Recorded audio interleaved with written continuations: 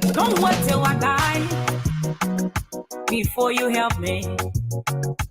If you want to help me right now. Don't wait, oh sister, don't wait.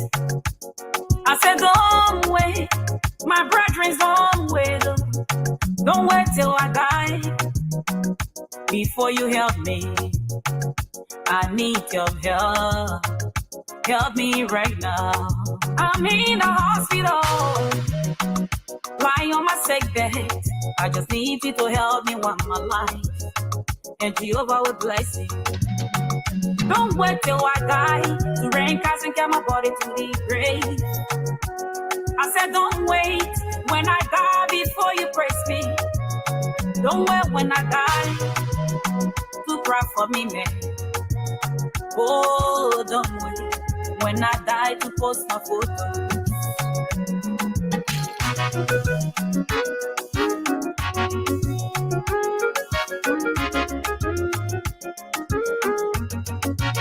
This woman was so sick, she was saying got a point of death. I said she went from place to place, but she could not get the treatment she needed. Finally, her son took her to the hospital, and the doctor said they should bring 5 pounds of blood. But this woman could not afford the money. Oh yeah, even her son could not afford the money. He left the mother at the hospital. He went to family member. He went to Uncle Johnny's place. He said, Uncle, my mother is at you. I left my mother at the hospital. And the doctor said, we should bring 5 pounds of blood. Uncle, please help my mother. Uncle, help my mother. Uncle, I beg you, help my mother. Please help my mother. Oh, Uncle, help her before she dies. Johnny looked in her face. He said, my son, I don't have no money, oh. My son, no money, oh. What tell your mama say? I don't have no money, oh. I will see what to do. But next week, my son, no money, oh.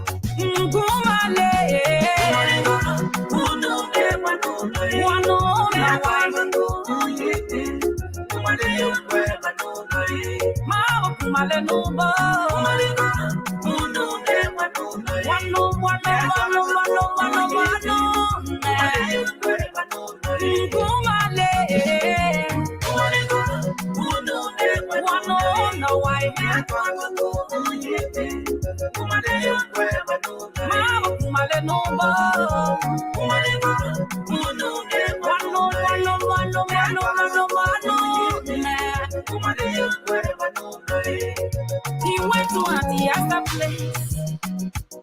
He said,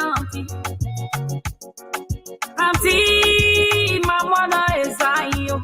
I left my mother at the hospital, and the doctor said we should bring 5 pounds of blood. I have come to beg you, Auntie, help my mother. Auntie, please help my mother.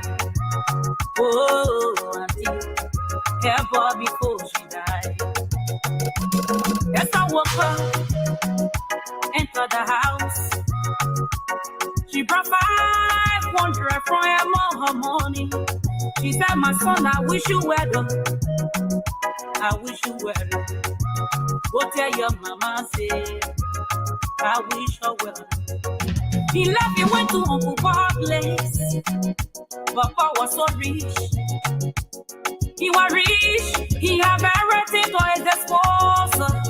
He said, Uncle, my mother is at you. I left my mother at the hospital. And the doctor said, we should bring 5 pounds of blood.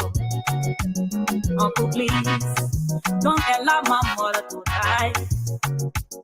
Uncle, please, don't allow my mother to die. Oh. You are my last hope, my last strength, my last hope. Uncle, please, don't allow my mother to die. But look at the boy. He shrugged his head. He said, my son, I don't have money. I'm getting my salary by next month, my son. I don't have money. Go tell your mama, say, I bet you up on condition. The boy left. He started crying. Good evening, folks. Welcome to the show. I'm Afonso Ziensot of the Liberia Public Radio and Lpr-Tv. What a midweek here is 8 p.m. Eastern Standard Time. And as usual, this is Lpr-Tv Live with the panelists, and the panel is going to be here. But in the meantime, we have a special guest here this evening. Not necessarily his first time appearing on this network, but in his capacity as the executive director of the Organizations of Liberians in Minnesota, OLM. We have been monitoring what is happening recently of a closure of the consulate. But what is happening temporarily, we heard, is a temporary halt of the consulate. But is it enough? What is the leadership doing? Well, the executive director of OLM is KAMATY DIAHN. He will be joining me this evening from his office in Minneapolis, and we're going to be having a wide range of conversation here, the status of the OLM and the circumstances surrounding the closure of the consulate as it is allegedly been reported. We yet to note all of the details, but for what we do know, let's do a little bit backtrack here of KAMATY DIAHN. Well, I'm going to be making a full disclosure. I will not come here and denounce to say to the audience that I do not know this gentleman. It came way back from the wilderness where we were nobody and the advocacy. He's not one of those who just started the advocacy right here in the USA. It dated back as far as Camp Waterloo, engaged in the United Nations organizations, agency. And by the way, he's bilanguage, so it was an added advantage to the executive committee at the time, Chairman Emeritus Jerry Badi. Well, his involvement in the diaspora, it was no strange.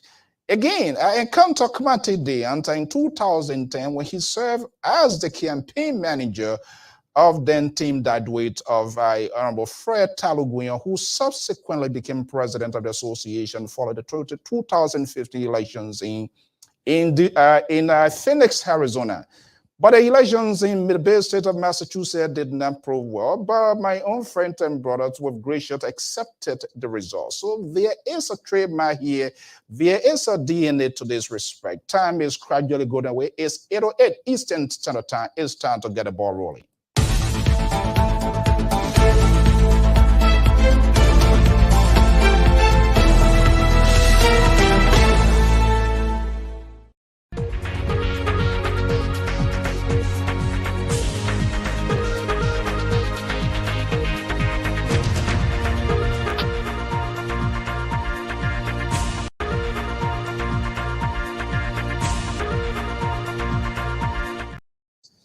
I am Afonso Ziensot of the Liberia Public Radio and Lpr-Tv. Thank you for sharing this midweek with us. Today is Wednesday. Right here, as usual, bringing you news and information making headlines in Liberia and right here in our neighborhood. Well, during the course of the week, heads of Liberians, both here in the USA, Liberia, and other parts, were rolling and spinning upon the news of the consulate in Minnesota to be closed. Well, last night here, one of our senior contributors here, who is also a board member of the community, broke the news that there is an extension, 3 months temporary halt. Is it enough? What next after the 3 months? Those are the consequential questions. Well, we managed to reach authority at OLM in Minnesota. And more or less, we're interested to talk to the executive director who we're here to manage to push the government, not physically, but in rules of engagement dialogue. And a temporary halt was placed. In fact, those biometric machines could have been removed yesterday, according to sources familiar with the case. With the interventions of the leadership, Executive Director KAMATY DIAHN, we learned multiple phone calls were placed and those calls perhaps be afloat. There's a little progress being made. Temporary halt. But is it enough? What happens after the 3 months, what becomes the fate of the consulate and many Liberians right here in the diaspora, especially the services rendered to those within and the corridor of Minnesota and its environment. The executive director is here this evening to take us through, to drive us through how they got to this point of temporary halt, the status of OLM here in the USA. The organization been around, our understanding is around since the 70s, and it seems to be strong. I have interviewed multiples of executive director, Carpet DIAHN, Dr. Yeskit, then Kula Parker, who was the chief financial officer. KAMATY DIAHN is now turning the wheel of the executive director of the organizations of Liberians in Minnesota. He's going on the record here this evening, right here. And I'm going to be making a public declaration. In the next 1 hour, we're going to call all ties friendship and going to do what we are required to do. Perhaps the cat is about to eat its own baby. Get ready. The show is about to get underway. I am Alfonso Z, and so stay tuned. We'll be right back.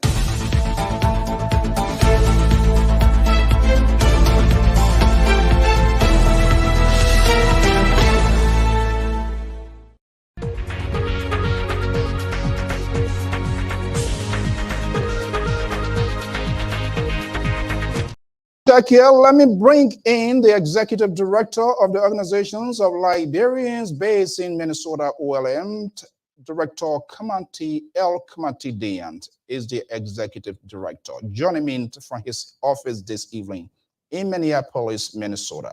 Let's get a ball rolling here. Okay, here we go. The Honorable KAMATY DIAHN, Executive Director of the Organizations of Liberians based in Minnesota. Mr. Director, I thank you so much at shortest notice you were able to accept our invite to have a conversation here. So we are glad, we are happy that you are here. Good evening and welcome to the show.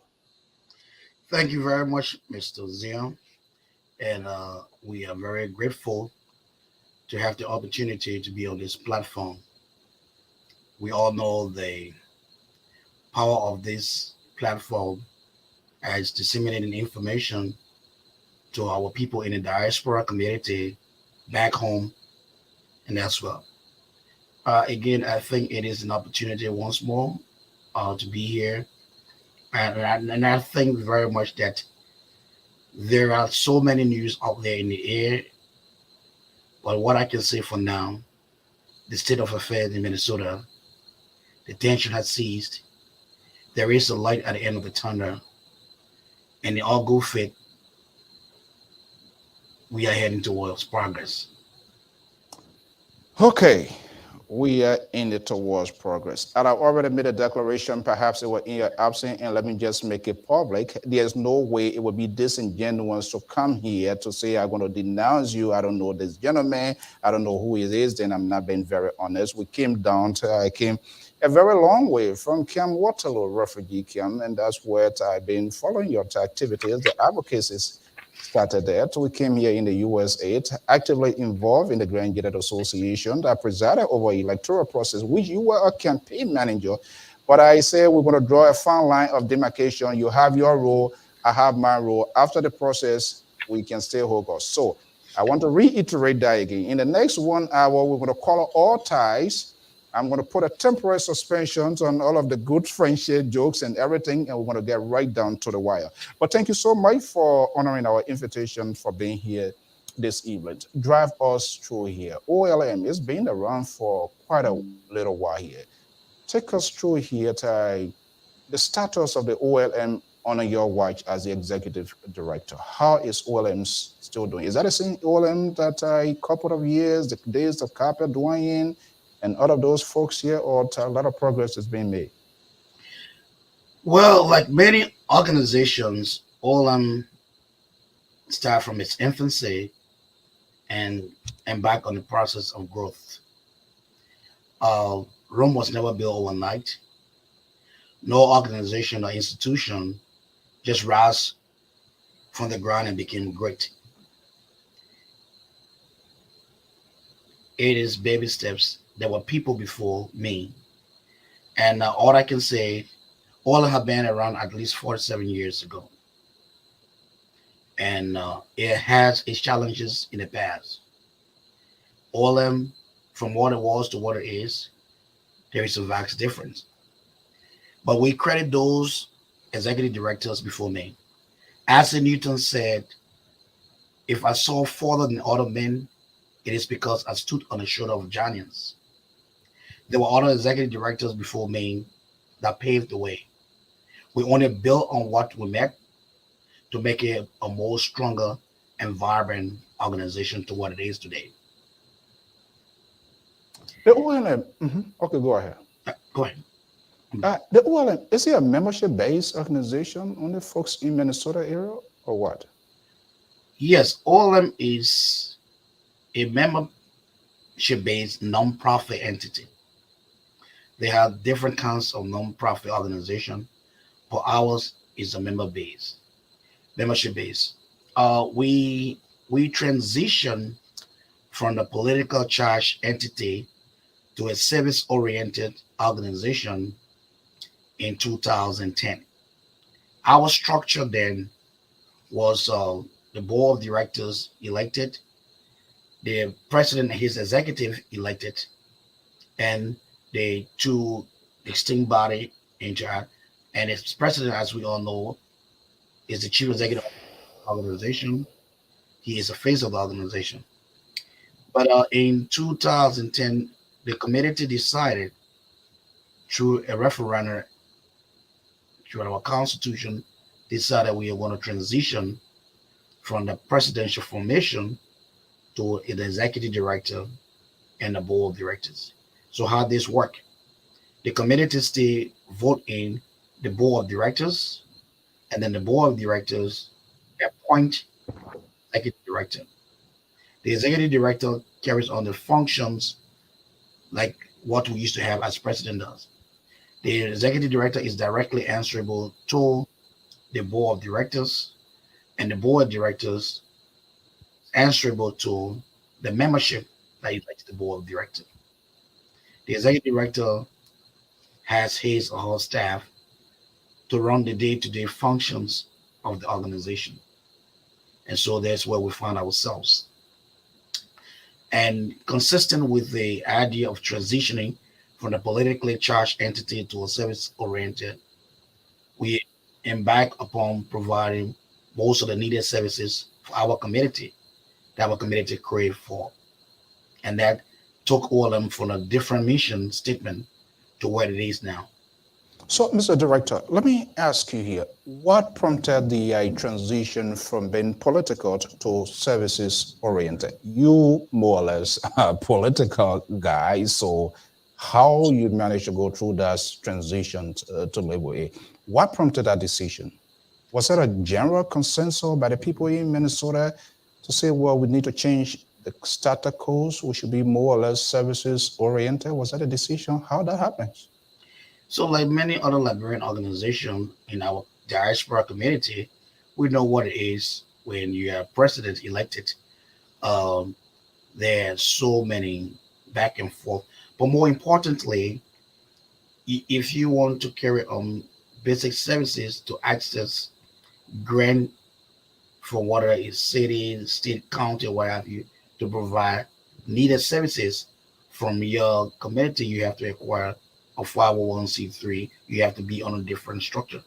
But again, we thought and felt that the presidential structure were not serving the needs of our community, and we tried to do this as a pilot project to see how it worked. And I think it has been doing pretty good for us, for our community, and we've made lots of strides with our new structure. We provide lots of services to our community than we did in the past, given our structure. We run 5 solid programs in the community that provide the needed services our community needs.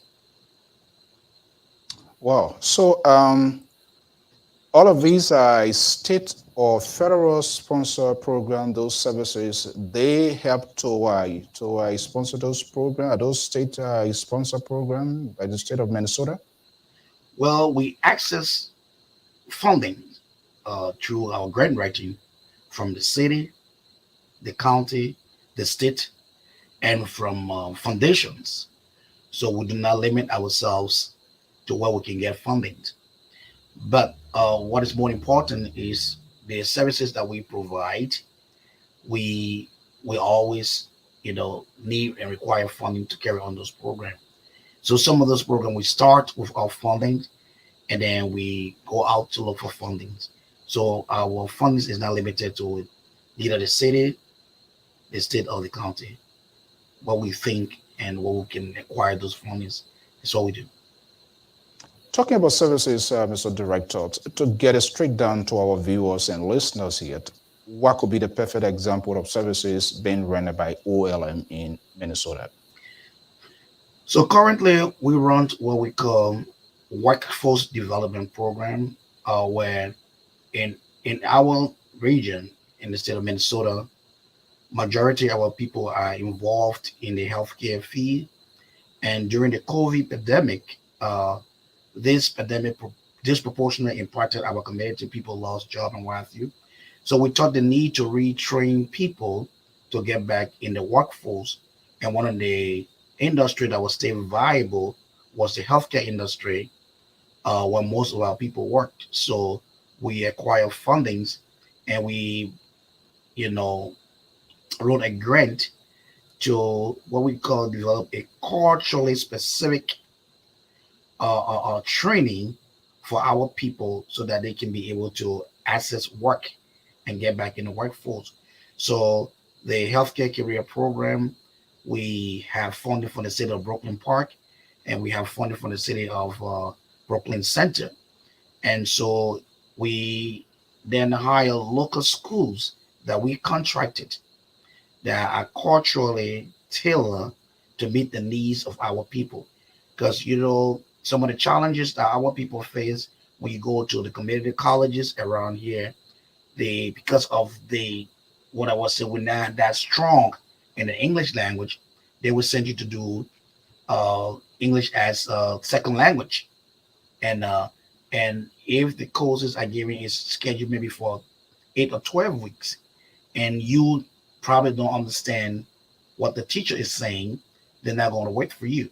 So we sort of devised a means and thought about it and said, look, let's do a cultural specific so that those local schools, that are owned by the local Africans, and we can understand their language, they will take their time and they will tailor the lessons to our student population.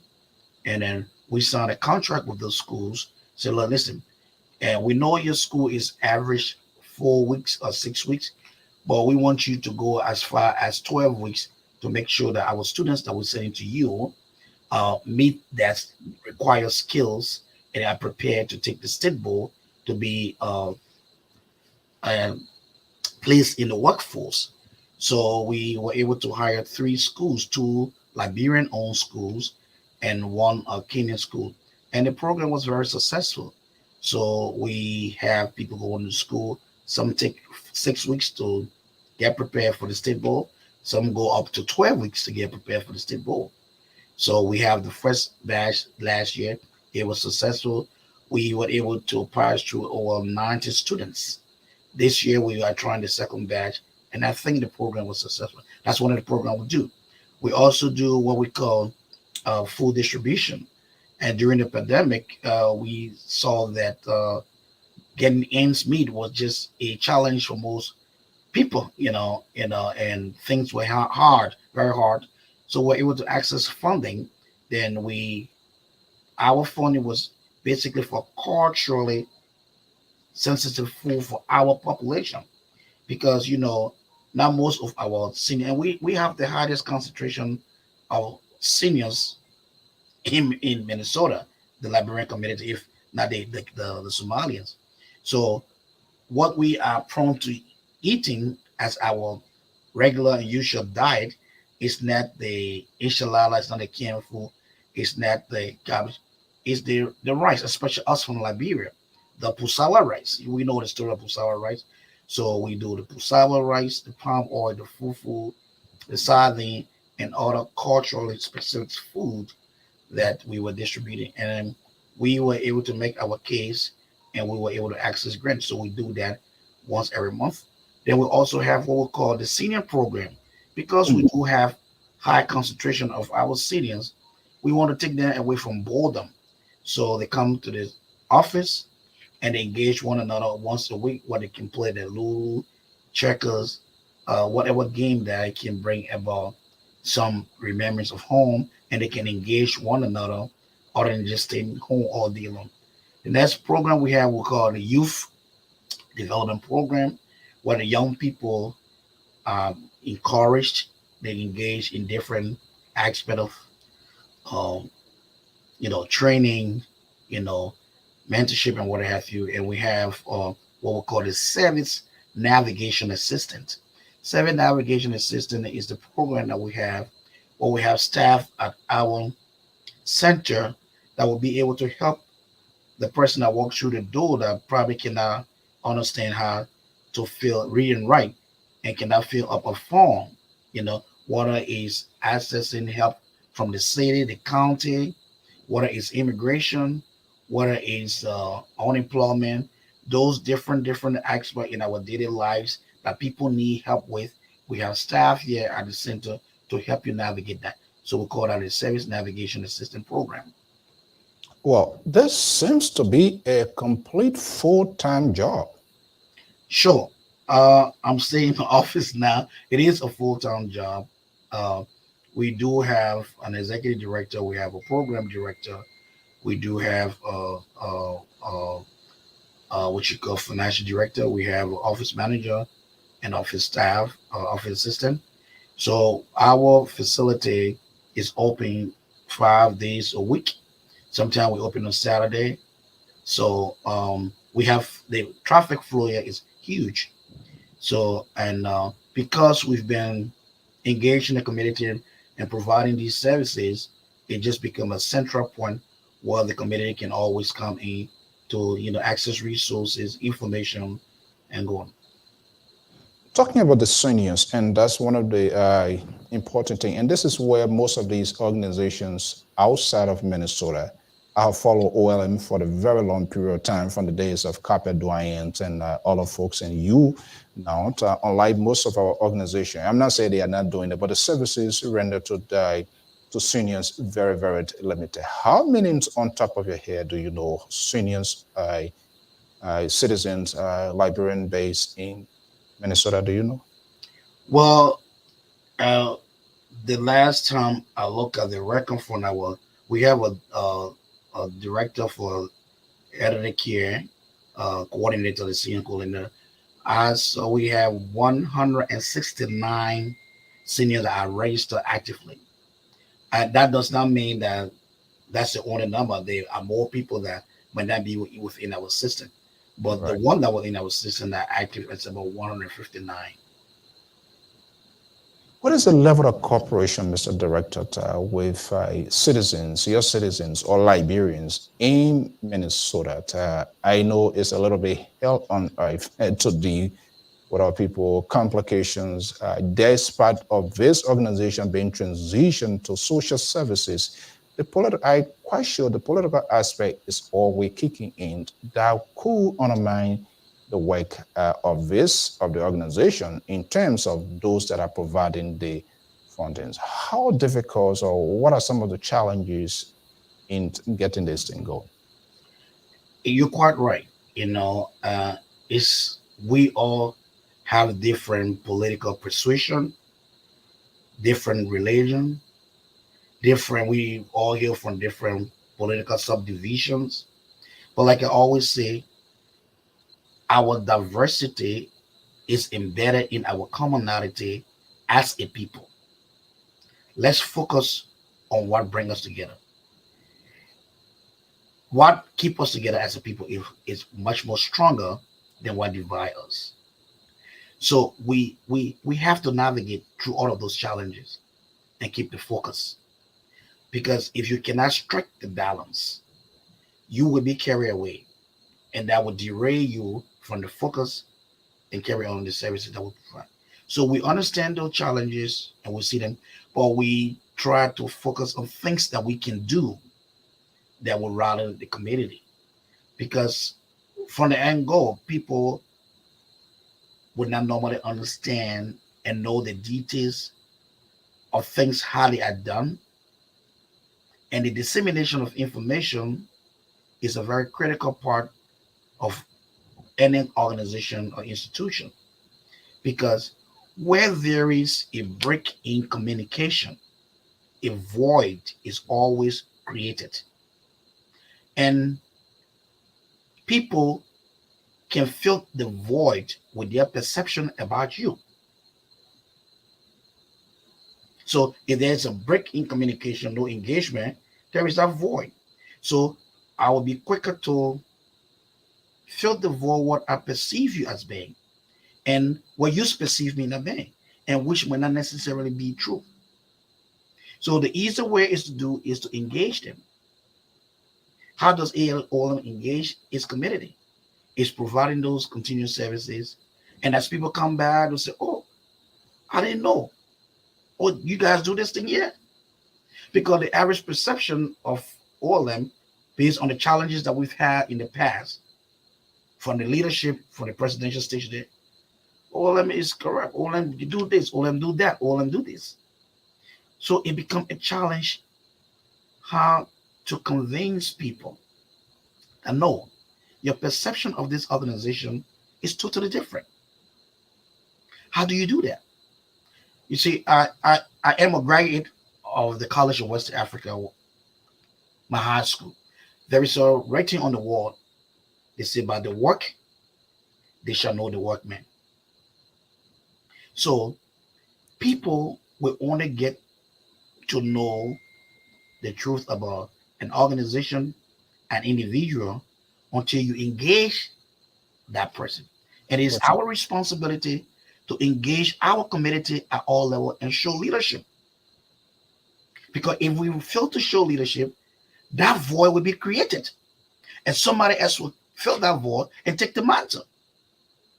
We want to strike the balance, given the fact that we have people of different political persuasion, we have people of different religion, we have people of different that hail from different political subdivision. But what is more important is that we are all Liberian, and our common interest should be fostered and championed by all of us as a people. We have a tradition on this network, Mr. Executive Director, in terms of engaging our onliners, questions that we feel is applicable to the point of conversation. We always in the business of bringing that. So we want to welcome our viewers and listeners. Friend and brother, Mr. Peter Escambe is based in Canada. Our own contributor, analyst, Dr. Joyce Toto. So here comes the first question here, because and I believe this question derived from the context of having a full-time job. I'm not going to go somewhere in the office in America here and sit down there. What am I going with at the end of the every other 2 weeks or at the end of the month? So this is what our online note, our senior contributor here. Are you being paid by OLM? Is OLM board members or maybe executive director? Maybe we need to know the distinction here. You as the executive director, if this is a full-time job, what is in it for you?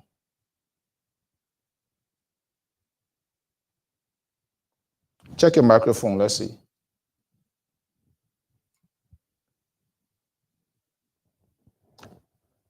Okay, I think we have in a all right, I think let me just get him off the stage here. Yes, well, bear with us. Okay, let me get him back here. Are you there? I'm here. Okay, good. All right, good. So Joyce Toto, I don't know why we put Dr. Toto question on and then everything got frozen here. So the question was, are you being paid by OLM? Yes and no. So let me explain that to you. OLM, I was hired as a volunteer executive director. So the contract I have with OLM, I give pay based on what I can bring to the organization, that they can give me the percentage. So it is a challenge for you. When we came here, practically the doors were closed. There was nobody around. you ask yourself the question, is that what you want to do? But like you regularly said, Mr. Zion, Mr. Soul, there are three things to success. The first thing is consistency in actuality and the passion to doing what you like doing. If you are dedicated and you're consistent, you have the passion, you will yield results. Let's reflect back in Waterloo Camp. We were all there, wandering around in the state of boredom. So some of our colleagues, some of who are here today, I told them, I said, listen, we can get together and make a proposal to the United Nations and have something done. Whether it's recreation, whether it's sporting, but we cannot just abandon ourselves, because the only hope we had then was the DIAHN program to have a scholarship to go to school. So I was able to bring around some group of guys, and we drafted a proposal and took it. And one of the criteria, we said we don't want the young people in Waterloo Camp just gallivanting around. Let them be engaged in something, that do sports, that recreate. And the United Nations was able, UNHCR were able to consider us, and they gave us some money. We were able to have a project. We built a basketball court. Right. We built a volleyball court. And then we even built a bus stop to assist our peninsula students who sometimes when it's rainy, they happen. You have to have passion in these things to do it. You can visualize what you think you want to take your organization, your people to another level. That motivation, that passion is what drives people to want to do something. How long have you occupied in this position as executive director of OLM? How long have you been there? I have been an executive director of OLM since July of 2020. 2020. Yes. And within the short term, we've achieved a lot. But the road was paved for me, for people that came before me. I always say this. Isaac Newton said, if I saw further than other men, it's because I stood on the shoulder of giants. My predecessors, through very challenging time, took it, the organization was dead. It needed a serious resuscitation. And people before me tried to maintain the life in it so that I can keep breathing, to save it from dying. And you finalized it. And those people that resuscitated it to make it vital. And we take it from there, and we take it from the ICU, took it into the what you call recovery room. The recovery room. And from the recovery room, we say you can get treatment from home. How many more? But like many Liberian organizations, we have challenges. And we sometimes look back at our predecessors and say, oh, well, they didn't do well. But if your predecessor have now pushed it to a certain level, where will you start from? With all the gains we've made within the last 2 years, I always credited to those people that make the sacrifice before us. Okay, we came from a budget as an organization on $50,000 a year. To 2020, our budget was over 180. In 2022, in 2021, we were able to acquire additional property from what we met. We met one suite. We were able to add additional 2 suites. 5-suite building that we own, and today we own 60% of that. We were able to take OLM budget from there to our last year budget to over 250,000 days. The year before last, 250,000 plus a property that we bought that is almost 300,000.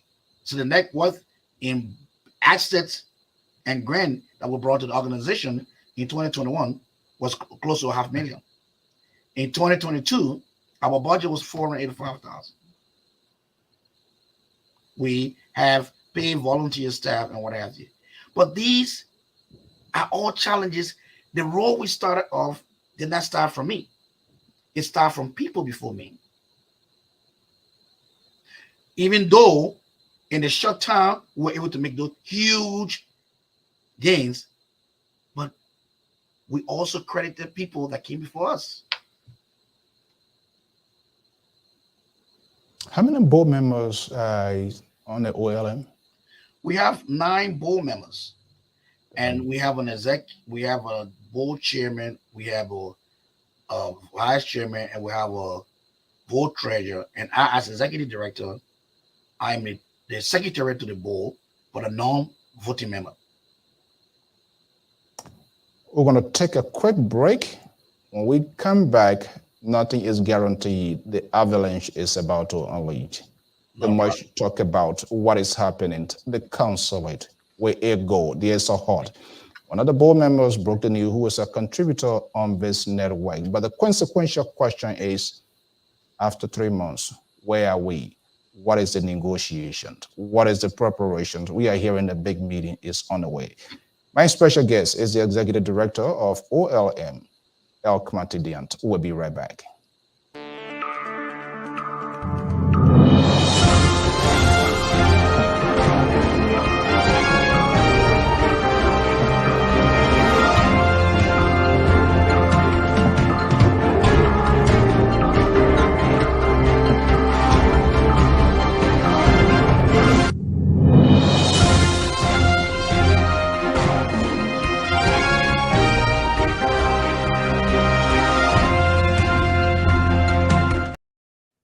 Good evening, folks. Welcome into Radio Land. I am Alfonso Ziensot of the Liberia Public Radio and Lpr-Tv. It's about to get a little bit dicey to know what is going on. During the course of the week, news broke. The consulate office in Minnesota will be closing, and that they were about to remove the biometrics machine. Negotiation conversations at a higher level engulfed Minneapolis. Board members boarding here, moving to life and right, emergency meeting being convened, robocall as to how it can be addressed. Last night, right on this network, a board member who is also a senior contributor to the Liberia Public Radio, Sissy Goya, broke the news that there is a temporary halt, 3-month grace period. So the question becomes, after 3 months, what next? What is the preparation right now by the leadership of OLM as we all await the much anticipated meetings? The executive director is here. Let me just bring you in. We are being told that there is a halt. In fact, it was, was that yesterday they was to remove all of that, and there is a halt temporarily now for 3 months. Like establish the authenticities of this news.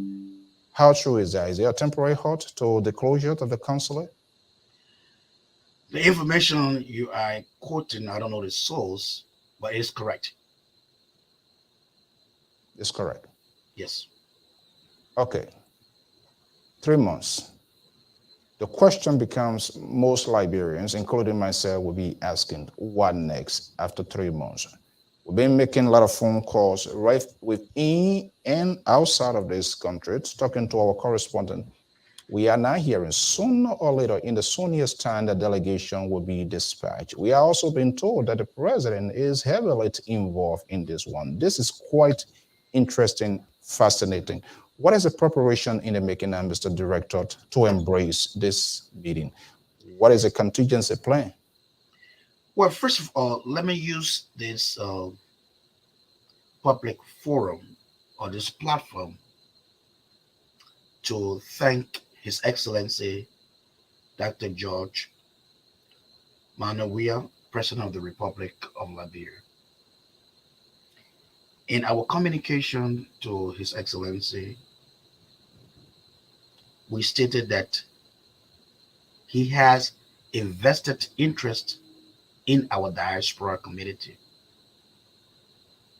And the news that we heard and the decision that was to be taken was going to greatly impact over 200,000 residents that live in 12 states in the Midwest. We were informed on Sunday morning by the Honorable Counselor. I got a phone call. Mr. Executive Director, we've received the communication. From where? From the Foreign Ministry that the consulate will be closed. And there is a company called VFS Global will take possession of the biometrics machines to be taken in Roseville, approximately 45-minute drive from Brooklyn Park, Brooklyn Center, where we have a high concentration of Liberians. And that effective February 18th, the council will cease to provide any visa service. So in layman language, the council was closing. So I immediately informed the board of directors, the board chairman, and other board members and board executives, and I remained on the phone and contacted all of the stakeholders in the community. And I started to contact people that will be able to engage the government directly. And I was on the phone from that morning until the night, working the phones. And we have pockets of emergency meetings because we have 48 hours to make a break. And we've contacted the different religious leaders.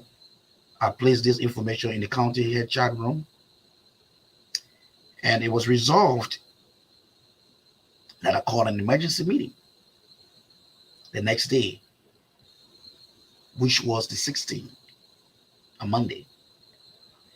And I called an emergency meeting of the community with all the array of the clergy, all the stakeholders in our community. And it became frantic. People came to the office demanding.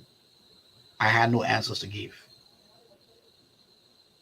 We are still engaged, like I said. And we did have the community meeting. I have people come into the office, banging at the door. And I said, listen, it's gonna be resolved. We'll have a win. And 1 hour before the meeting, I received a call from one of our community members stating that the deputy minister of foreign affairs wanted to talk to me. From inside Liberia? Yeah, directly from Liberia. It was now escalating, getting to the higher point. That's correct. Right. Deputy Foreign Minister did call. Yes. So and I said, well, who's the foreign minister? Who's the person? They said, Mr. Executive Director, they want the people. And I started to receive a lot of phone calls. I said, I will be more than grateful to speak with him. And I did speak with the deputy minister, the first deputy minister. I wouldn't want to state the name now. And we have the exchange. And I told her the community right now is outraged. That's why you told the minister? Yes. I say the person. And what was her response? Not to interrupt you. She said, I understand. We are doing everything possible. Our whole intention was to, create a full consulate and was not to disrupt the service. So I said, well, but what it is right now, It's disruption. It is just that good. As I'm talking to you, I have the people right now in the committee center waiting for me to start the meeting. I was in my office district. The vice chairman of the board came in, the co-chairman of the board came in, and everybody come in. And then I was able to be transferred to another minister, another deputy minister. And they say, well, can you control the situation? How? And I say, how do I control the situation? What do I tell the community members? You got to give me something. You brought this on. You brought the kingdom upon us. Yeah. You got to give me something to talk to them with. She said, what do you suggest? I said, Madam Minister, we need a temporary halt to the entire process until we can engage the government. I say I was part of the committee that gracefully, or what I would say, we're fortunate for the then Ambassador Solontek to make us part of this process, establishing the council in 2017. I got a letter from the then ambassador and the foreign ministry. So, and the optics out there to say that this was given to us, we took over 30 years to get to this point, and to tell the people that, oh, it's taken away from us, it's just not a good optics. So the first thing first, if the government can put a hold to this, then we can open a line of communication. She said, Mr. Executive Director, I understand what you said, Mr. Dion, but I can't promise you I have to do a consultation because I can't make that decision. That's what she said. She got to do a consultation. Yes. And I said, I'm very grateful, but I have to go to the meeting. And we did go to the meeting. And we try our best to maintain calm. But the mandate I was given to the meeting was that, in fact, we should write the president. The community mandated me, and the board right there, that we should write the president directly and inform him of what is obtained. Right there, we selected a committee to draft the committee. The second was they were going to go to the counseling and then vote peacefully, and then by taking the machines, the biometric machines. I also tried to provide in context what the minister had told me. But again, it did not resonate too well. I just said we should all be hopeful. So we convened at Olm office, the committee, the select committee of about how many members here? The select committee, we convened at Olm office that morning. We have about 9 persons. We start to draft the communication, put it into context what the community wanted and the mandate we have from the community. And by 2 o'clock, 1 o'clock, some pastors had to leave. We have to do what we did back in Waterloo Camp, what we call a midnight show. We had to cook dry rice and eat a sardine because we were determined to stay at the office that morning until we can get a letter drafted and sent to the president. So by 3 o'clock, everybody else had left. They said, well, Mr. Executive Director, it's on you now.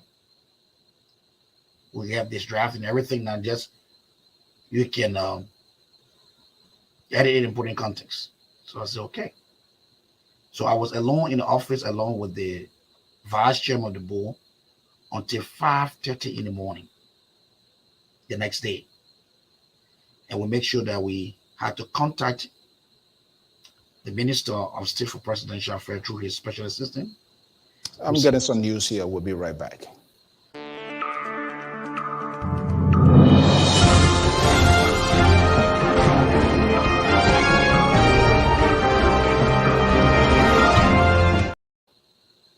We are getting some news here. I'm not sure. We will verify the authenticity of this news. A Syrian government officials now is telling us that the dispatch will be done as soon as possible before this month come to a closure in the next couple of week or weeks. As a delegation will be dispatched here to have this conversation. Are you getting any information from the authority regarding a delegation coming sooner? This seems to be expedited as fast as possible, very unprecedented. We don't know how it's going to look like, but this is what we are getting. And it's Syrian government officials within the Ministry of Foreign Affairs is telling us now that preparation is on the way. Two Syrian government ministers will be arriving very soon. Are you prepared now if they were to come this weekend, next weekend, to have this conversation, Mr. Director? I think it is consistent with our engagement with the foreign ministry. I don't know what your source of information, but our engagement with the foreign ministry and the government of Liberia is for the government to engage the community in Minnesota and the Midwest, so that we can find an applicant. I cannot state exactly the government officials that will be coming an exact date, because there are still preparation. It has not been concluded and finalized. So until that is finalized and concluded, I will be coming up and letting the community know the date and time. But yes, and like I was saying, this is very unprecedented, that after we presented or sent a letter to the President of the Republic of Liberia, His Excellency Dr. George Weah, in less than 12 hours we had a feedback, a temporary resolution. We had asked that let the services of the consular continue until they can have a full-fledged consulate, or until the government can engage them. And the ministers I spoke with, I'm glad that what they have promised, or what they said they were going to do, the consultation, they yield results. So, like I said, we left on the stage where the consulate was going to be completely closed in 48 hours, to where we have additional 90 days. And not only that, but to the extent that the high power delegation will be coming from Liberia to engage the community to find an amicable solution. I think that is exceptional. And I think I want to thank His Excellency Dr. Weah and the government for, expeditiously responding to the needs of its people. Okay, so 3 months, and this is a question of planning too, and Madam Comfort Maminte is asking this question. Is there a closure or change of management of the consulate? And this needs a little bit further explanation as we await to get into this conversation. We hope Lpr will also squeeze time when the delegation comes. We are getting a confirmation, of course, that they're going to be here, and I'm quite sure they're going to be in a very, very shortest time frame. So this here is it the management staff. Let's dwell on the information gathered first. Is it the management staff changing, and or is it a complete overhaul? Now it is what it is. You're going to be going at a negotiation table. What are you going with? What do you intend to go with? So the government of Liberia reserve the right to choose whoever it wants to run its formation or consulate, honorary consulate, what have you. Our interest as the Liberian community is the continuation of that service. That is Now, with the intricacies, the details, and what other things that come after that, we don't want to engage into that. Our first priority, and what is more crucial to the community, is the continuation of our counseling services in the state of Minnesota and Midwest, in the Midwest as a whole.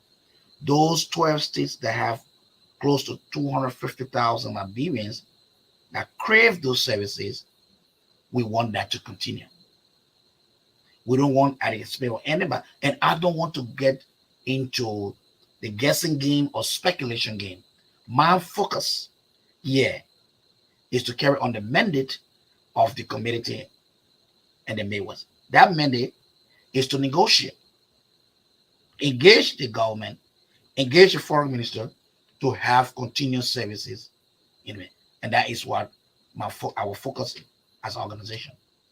Okay, we always, like you said, would prompt these people that followed our programs and their contributions, their inputs, just add a pageantry to what we do here. This is coming from Madam Tamami Estot Tapi Mo.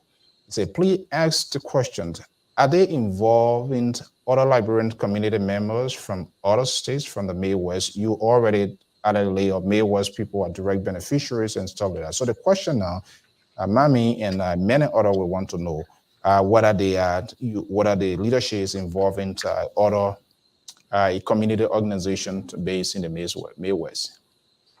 Yes, we are. Yes, we are. In fact, in our communication to the president, we listed the 12 states in the Midwest. But when you have 48 hours to act on a crucial issue, there is not much time to engage 12 Midwestern states before you carry on your negotiation. We, on your behalf, started the process, and on your behalf, engage the government to find a temporary solution. Now that we have a temporary stay, we cannot engage the other 12 states to say, listen, here was the situation. This counselor was dying. Now it just got resuscitation. Okay. Now it's going to ICU to get into recovery. So now we can bring in the expert to see how we can. But at that point in time, we needed to act and act fast. So we in good faith acted on your behalf to have a temporary resolution so that now we can come back to you and say, look, this is what we did. Let us all come on board and thread this path carefully. Was there any signal indicating that such a decision was coming, or it was just something that just died on the community overnight, early morning, or whatever time? Was there any signal? Well, we heard rumors, and I don't like to dive into rumors. Of his decision. Yes, we heard rumors about, the counselor. But what concerned us, when the services of the counselor, the days of services reduced. Initially, when it started, it was 5 and it went to 3. When it came to 1 day, that was alarming. It caught the attention of the OLM leadership. And we then communicated to the Honorary Council to know what's going on. We formed a committee. After we communicated to him, we have an audience with him, and he said, look, he doesn't want to speculate, but when he get a official communication, he will let us know. So in fact, we wrote him, he's going to reply us. So when I got the phone call on the morning of the 15th, that, I just want to inform you, Mr. Executive Director, I have a communication that say the council is going to close. So that was a 48 hours period to act. There is a thing called you remember when you had the election between what you call the Democratic primary, and we're talking about the rare phone. You have to be able to pick it up at any time. So if you have an emergency situation that needs a swift action and an immediate action, you don't have to do it. And we had to act. We had to act. We could have not just sat back and say, okay, you know what? Let's wait. Look, like I told you, when we got from the meeting ended around 8 o'clock in the night, 8 to 9 o'clock. And the committee said, when a Security Council meeting. Yeah. And the committee said, you people all them have to today write a communication and send to the president. We left from there 8 o'clock, 8:30. We got our people in the room. We start deliberation 9:30. If you have about 7 persons in the room, we argue. By 1:30, we have to put dry rice on the pot to cook with sardine to eat. Because just imagine we have not eaten all day. It was more than Kevin McCarthy speakership. Okay, so we had to be there, and by 2, 3 other members of the committee said, "No, we gotta go." And the Mr. Executive Director, it's up to you now. You can edit the rest and go ahead. And I have to come in my office. And I was here, and the vice chairman said, Mr. Executive Director, I'll be here with you. And we're here until 5:30 in the morning to make sure that that communication go to His Excellency, the President. And we have to do that. So if we having this result that we have it now, it did not come easily. We have to ensure that this was clearly communicated to the president. We had to engage the foreign ministry and to put a temporary halt. It's like when you're bleeding, you need to stop the bleeding first before you start to treat. So our goal was to stop the bleeding. We did not want any form of escalation, and we didn't want any group of people to take advantage of the situation. Because when you have these situations of chaos, people of different political persuasion can manipulate it. Then the focus will be derailed. So we had to adequately manage the situation to maintain our focus and get the necessary redress that is required. You can term it whatever way you want to term it. But that was our mission, and that was our focus. And we have 7 men in the room with 1 lady. Okay. Yeah. Our contributor analysts, they are also coming. This is a national issue, and they're going to be having a conversation. I know this question may sound so ridiculous based on the information we are hearing, but we can ask the question.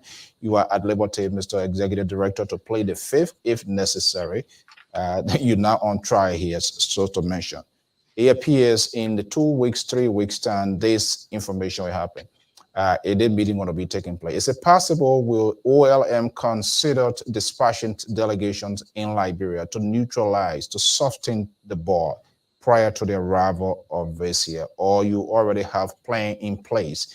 Let me bring in our contributor. You guys can come in the last phase to also chat with the Executive Director, Dr. Kibman Gwetankara is a senior contributor to the Liberia Public Radio, joining us here from the Commonwealth Belt. I thank you so much for coming, Dr. Boy. Yeah, are there any considerations of dispatching delegations in Liberia? Well, we don't outrule the possibility, but for now, our anticipation is to receive a high-power delegation for the Ministry of Foreign Affairs to engage our community. And if that is settled and concluded, we will accordingly inform our community and then make the necessary preparation Dr. Churanka, are you there? Good evening. Welcome. Welcome. Welcome. How are you? Good. Thank you so much. This whole consulate closure to news that came in just driving everybody crazy. Helter scatter here. So don't hesitate if you want to jump inside. So what is, Mr. Director, what is the game plan now if the delegation comes? Is to negotiate that the consulate remain? They have another school of thought, oh, they are giving it to XY people who are not Liberians. There are two major fronts here. What is your strategy as you go in prepare for this sort of conversation? What will you be advocating for? Will you be opening two fronts or one front or multiple, 3, 4? So you, in this engagement and negotiation, is always a give and take. Our primary focus and goal is that the over 200,000 Liberian residents in the 12 states continue to receive those services. We don't want any form of discontinuation. That's the primary issue and the primary goal. Now, as to who, how, and when, those are issues we can put on the table. Of course, we'll always want things to remain exactly as it is. Okay? But we don't know what the government stands, what lenses the government is looking through. But what we know as a people, as a community, we do not want a discontinuation of those services. If it's the government intention to establish a full-fledged consulate, we are open to it. But until that is done, do not disrupt the services our people are enjoying. It's going to greatly impact them. That is the main focus. Are you having conversation currently with folks at the Ministry of Foreign Affairs regarding this prior to the arrival of the delegation, Mr. Director? We have engaged the ministers, the principal deputies. We've been in engagement. I received a communication this morning from one of the principal deputies, which content I can disclose, but it is in that line. Classified?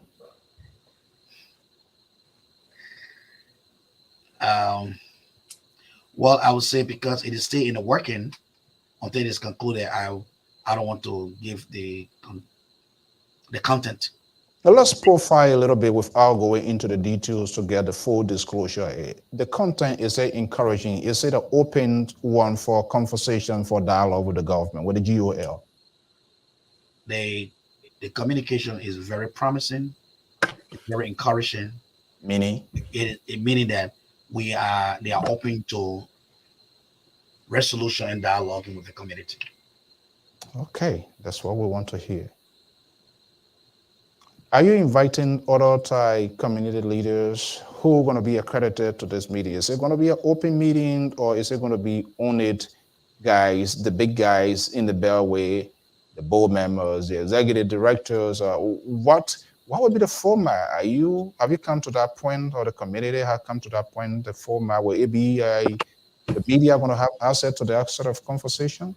Of course, the media will have access to any good news and a conversational engagement. But though all of the Midwestern states that are involved, that will be affected, definitely we will have to reach to all of those states. We will also have to reach to the entire Liberian community. This is the Midwest fight, but as we can see, other states that are not in the Midwest sympathize with our challenges and what we're going through. In fact, as you can see, other organizations, in fact, the the EULA make its press release in support of the effort. And so definitely, if we conclude those negotiations and we have negotiation on the coming of the, or let's say we have clarities on the exact time and date, and it's fully concluded, we're definitely going to let the information out and let people be part of the process that have to be part of the process. Okay, I know we don't want to kind of like hijack you. I'm going to be putting number here, Dr. Turankat. Don't hesitate if you have any question. Let me just put it question if we can maybe do you have little time there? Maybe we can get open the line for a few minutes. Sure. Just in case, I think this got the attention of everybody, and I think prompt the handlings of this here from the surface we say is good. So we must give the leadership and the people of OLM, we should give them kudos for that. I think sometimes we got a place so everything can go by fire. You got to open a room of conversation. Dr. Taranka, don't hesitate. Okay, folks, for those of you watching, that's the number there, and this is tweet is coming from Mamint Mo here. So thank you so much. We appreciate all of you for the efforts. How can we get in contact to be part of this process? I will be glad to bring this to our leadership, the Northwestern suburbs, Chicago, as we will be having our community meeting this Saturday. So this seems to be very overwhelming. Getting the support of area Liberians, whether you are within Minnesota or out of Minnesota. And I think it does bring some dividend to the government of Liberia in terms of people getting the passport or doing other foreign businesses there as well. So I mean, everybody are doing what they're doing here. Well, I will call this closure if the council was relocating to Roseville with the same services, but on new management. Again, we ask, was it a closure? Please clarify. Okay, we'll see at the end of the day, but those are the views. So let me just put a number there. If you want to have a word here, this is about Liberia, but I want to say it, Mr. Executive Director, I think the leadership was very spontaneous. We were right on top of it, calling these emergency meetings, and for it to just come to a temporary halt after the decision was made, that is fascinating. And so while we wait here, we don't want to hold you up here for the long years. We're going to be having these conversations. What would be the message? What would you want to be telling Liberians who are listening, people that are watching right now? It is political. It will be political. Political conversation will incite into this year.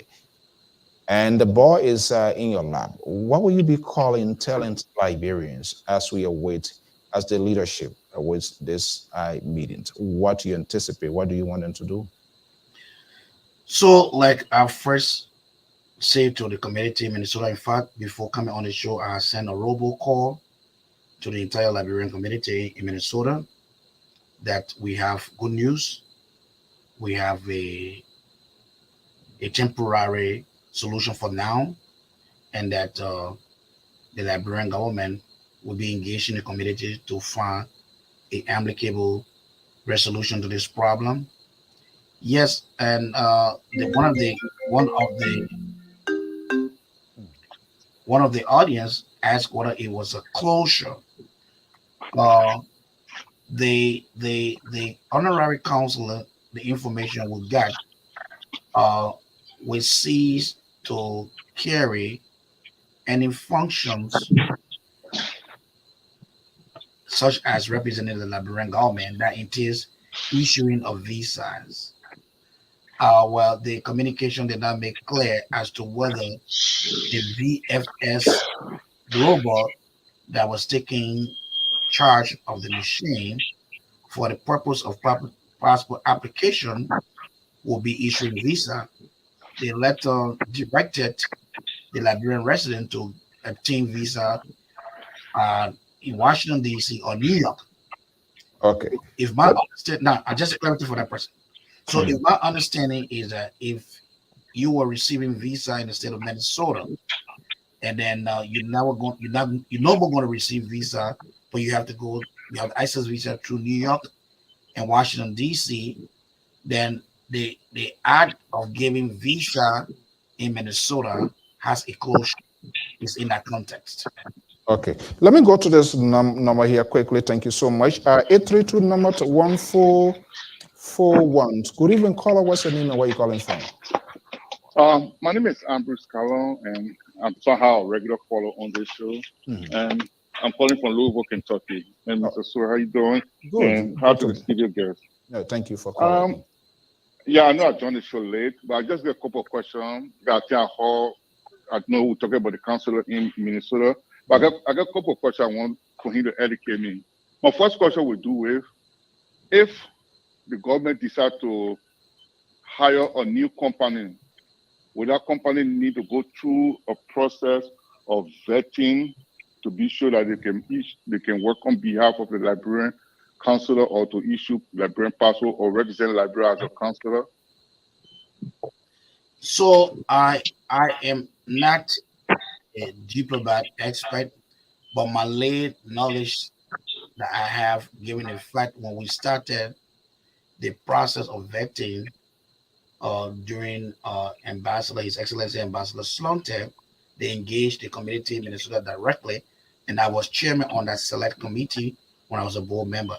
There was a requirement, and I think the Liberian government will have to submit that person's name to the United States government, and they will do their in-house security clearance and everything, and then they will get a feedback to Liberian government. So there is a process to do done. So it's not like they just say tomorrow you are consul general, your days ain't happening automatically. It's a process between two governments, and you have to go through the clearance system. So yes, there's a process you got to go through. If I answer your question. So okay, my follow-up would be why the Liberian government just bluntly wants to relocate wants to change the consular or turn over the counseling to a Ghanaian company when they have to be vetted or they have to get approval from the State Department. So let me make that clarity. It would be disingenuous. I did not say they were turning the consulate over to a Ghanaian company. In fact, as a matter of fact, I did ask the minister, the biometrics machine is not owned by the Liberian government. The biometrics machine was only being taken by a company called VFS Global. That is. But it's a Ghanaian company, though. Can you respond to the question? Can I answer your question? So the purpose of that machine going from the council to VFS Global is for the purpose of passport application. So you will do your biometrics, and that will be sent to the Republic of Liberia, where the passport will be processed and will approve for it, and then they give it to you. That was the understanding I got from the Honorable Minister of Foreign Affairs. The passport was not going to be issued by this company. It was going to be issued by the Liberian government. You are only going to be doing your biometrics, and they will send it to Liberia. And there was an understanding that they have an agreement with DHL that will expedite the process, and you pay an additional $60. I have a question, Mr. When we talk about a foreign national or foreign country company doing our biometric, would there be any conflict of interest, or without expose our passport to a foreign national? So once again, let me say this to you. The whole context, the whole idea of honorary counsel is not limited to Liberian residents. You know, other countries in the world do that. The honorary counsel, it can be any national, okay? It doesn't have to be a Liberian. And it is the government of Liberia prerogative to do such. So we cannot say, okay, because the government decides to do that. We have other Liberian nationals that hold honorary counsel position for other country. So the determination is made by the government. It is not something out of the wood. It happens. Okay, hold on. I think hold on 1 second. Let's do it one at a time. Was it somebody else was asking? Do you Yeah, have a no, news? I was saying that I had a question after he answers. Oh, okay, Dr. Dr. Turonka, go ahead. Sir, I guess when I first heard of the news, my initial concern, besides the economic hardship and jurisdictional hardship that many of the Liberians in the Midwest, especially Minnesota, will feel, is the timing, especially knowing we are on the brink. And I don't know if you addressed this issue. I logged on the show around 9:40, so I'm not sure if you addressed it, and I apologize for being a bit redundant. The making it almost impossible or at least hard for many Liberians who want to travel during this election season.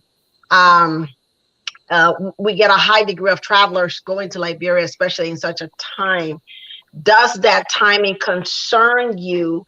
And do you think there was any strategy as to why we would have this closure or temporary closure in this season instead of perhaps waiting for this season to be over before this is done? So, what's your name again, Dr.? Tharonka, Kama Tharonka, Way Tharonka, but you could just say Kama. Okay, all right, Dr. Turonka. Thank you very much. This sentiment you expressed was shared by many people in our community, even in the town hall meeting. Okay, one now, and like I said again, and this was some of the reason when we have the mandate for our community members during the meeting, kept us in the office until 5 a.m. in the morning to make sure that we were able to, on their behalf, engage the government. And I can say this to you, this is totally unprecedented in diplomatic engagement. If you engage in your government, never before in the history have I heard that people in the diaspora community engage the government, and in less than 12 hours, you have a rapid response with a resolution and a willingness to engage the community further. Look, let's call spade a spade. Okay, the government of the Republic of Liberia did a citizen due diligence, and I think the government of Liberia has a vested interest in the diaspora community to expeditiously act and give a temporary hold. And not only that, it is following up by coming to the United States in the Midwest to engage its citizens. It's unprecedented. It's like you can't express it any further. You know, we should be very grateful. You know, absolutely. Very, very grateful. We should be thankful. Okay, because the government also had the right to choose how to do so. Okay, that we could, our communication could go through the diplomatic porch for the foreign minister today, and it would take even weeks before the president even get to know about it. And by that time, the damage will have already been done. So, but within 12 hours time, you have your government, your president to respond fair play, and did not stop there or intend to further engage the community to find resolution to the problem. I would say that was the appropriate thing to do, the right thing to do, and also it is in his best interest to have done that swiftly, because he does benefit from a lot of people traveling back to help with this season that we're in. It's a critical season. So I'm not saying it's selfish reason, but it was the right thing to do, and I'm glad that he did the right thing in such a short period of time, or the government period did the right thing. But I also feel that it would have been detrimental, I believe, because from my understanding, the government, this facility that is temporarily closed down or whatever it is, they were not funding it. So I don't know how it was under their, according to, I think, George, the person that was in charge of it, the businessman that was in charge of it, that they were not funding the facility or paying rent or anything like that. But the fact, you're absolutely correct, that they were able to control and mitigate this damage that quickly Yes, absolutely. We do appreciate that, because it would have been a bit disastrous. It would have just looked as if they're the one perpetrating this. So in their benefit, I believe that was the right thing to do. So Yeah, I mean, and I agree with let me make one what you clarity for you. guys. Let me make one clarity to your statement, Dr. Tonga. The honorary counseling is now funded. Its operation is not funded by the Liberian government. Correct. I understand that. So to imply that the government is not paying rent is part of the package. Like I said, I was the chairman on the committee alongside with the then ambassador. So all of the criteria were listed down. And honorary counseling is believed to have people that have those positions, are people that already are established business owner and they have the resources to finance the day-to-day operation. So the government of Liberia need not to fund money. The government of Liberia can fund a full-fledged counseling and not an honorary counseling. Oh, embassy. Correct. Okay, let me go to the caller. Caller, what's your last caller time? We're going to be going back to our. What's your last question to me? Caller, are you there? Oh, let me unmute you. Caller, are you there? What's your last question?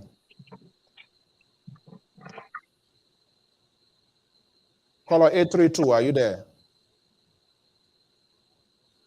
I got a question. I have a question because from what I've researched or I saw on YouTube, on Google, they feel like the company that are trying to do that biometric had an issue in Britain. I don't know if the Liberian government is aware of they have some issue in Britain. That's why they're trying to relocate or they're looking for getting out of Britain. So if I may ask you, are you having interest? Okay, let's move VFS or whatever it is, move it out of the way and bring American firm, probably would be more or less will believe in, and say they are moving it out of Minnesota. Which one will you want to argue for? Okay, I'm not in favor of being relocated from Minnesota, and my argument would be if the Liberian government feel that the current person that is doing it is not doing it to their satisfaction or they need to change hands, I think they should open it up to Liberian or put an announcement out. They can use your station, they can use different media, so Liberian can apply to take that country instead of giving it to a foreigner. I'm not against Ghanaian or against any foreigner, but I think we should give Liberian the opportunity to expand or to get involved in some Liberian activities instead of giving it to foreign companies. Okay, thank you so much. And we also want to mention, and I never heard the executive. Mr. Director, you want to respond? So I don't want my brother to go with the notion the honorary council is different from a council general and a full-fledged council or the embassy. Those are things that are given to foreign nationals. Honorary council. That's why they say honorary. It's like they say you honorary citizen. Just confer something on you. Yeah, that's what they confer to you. Okay?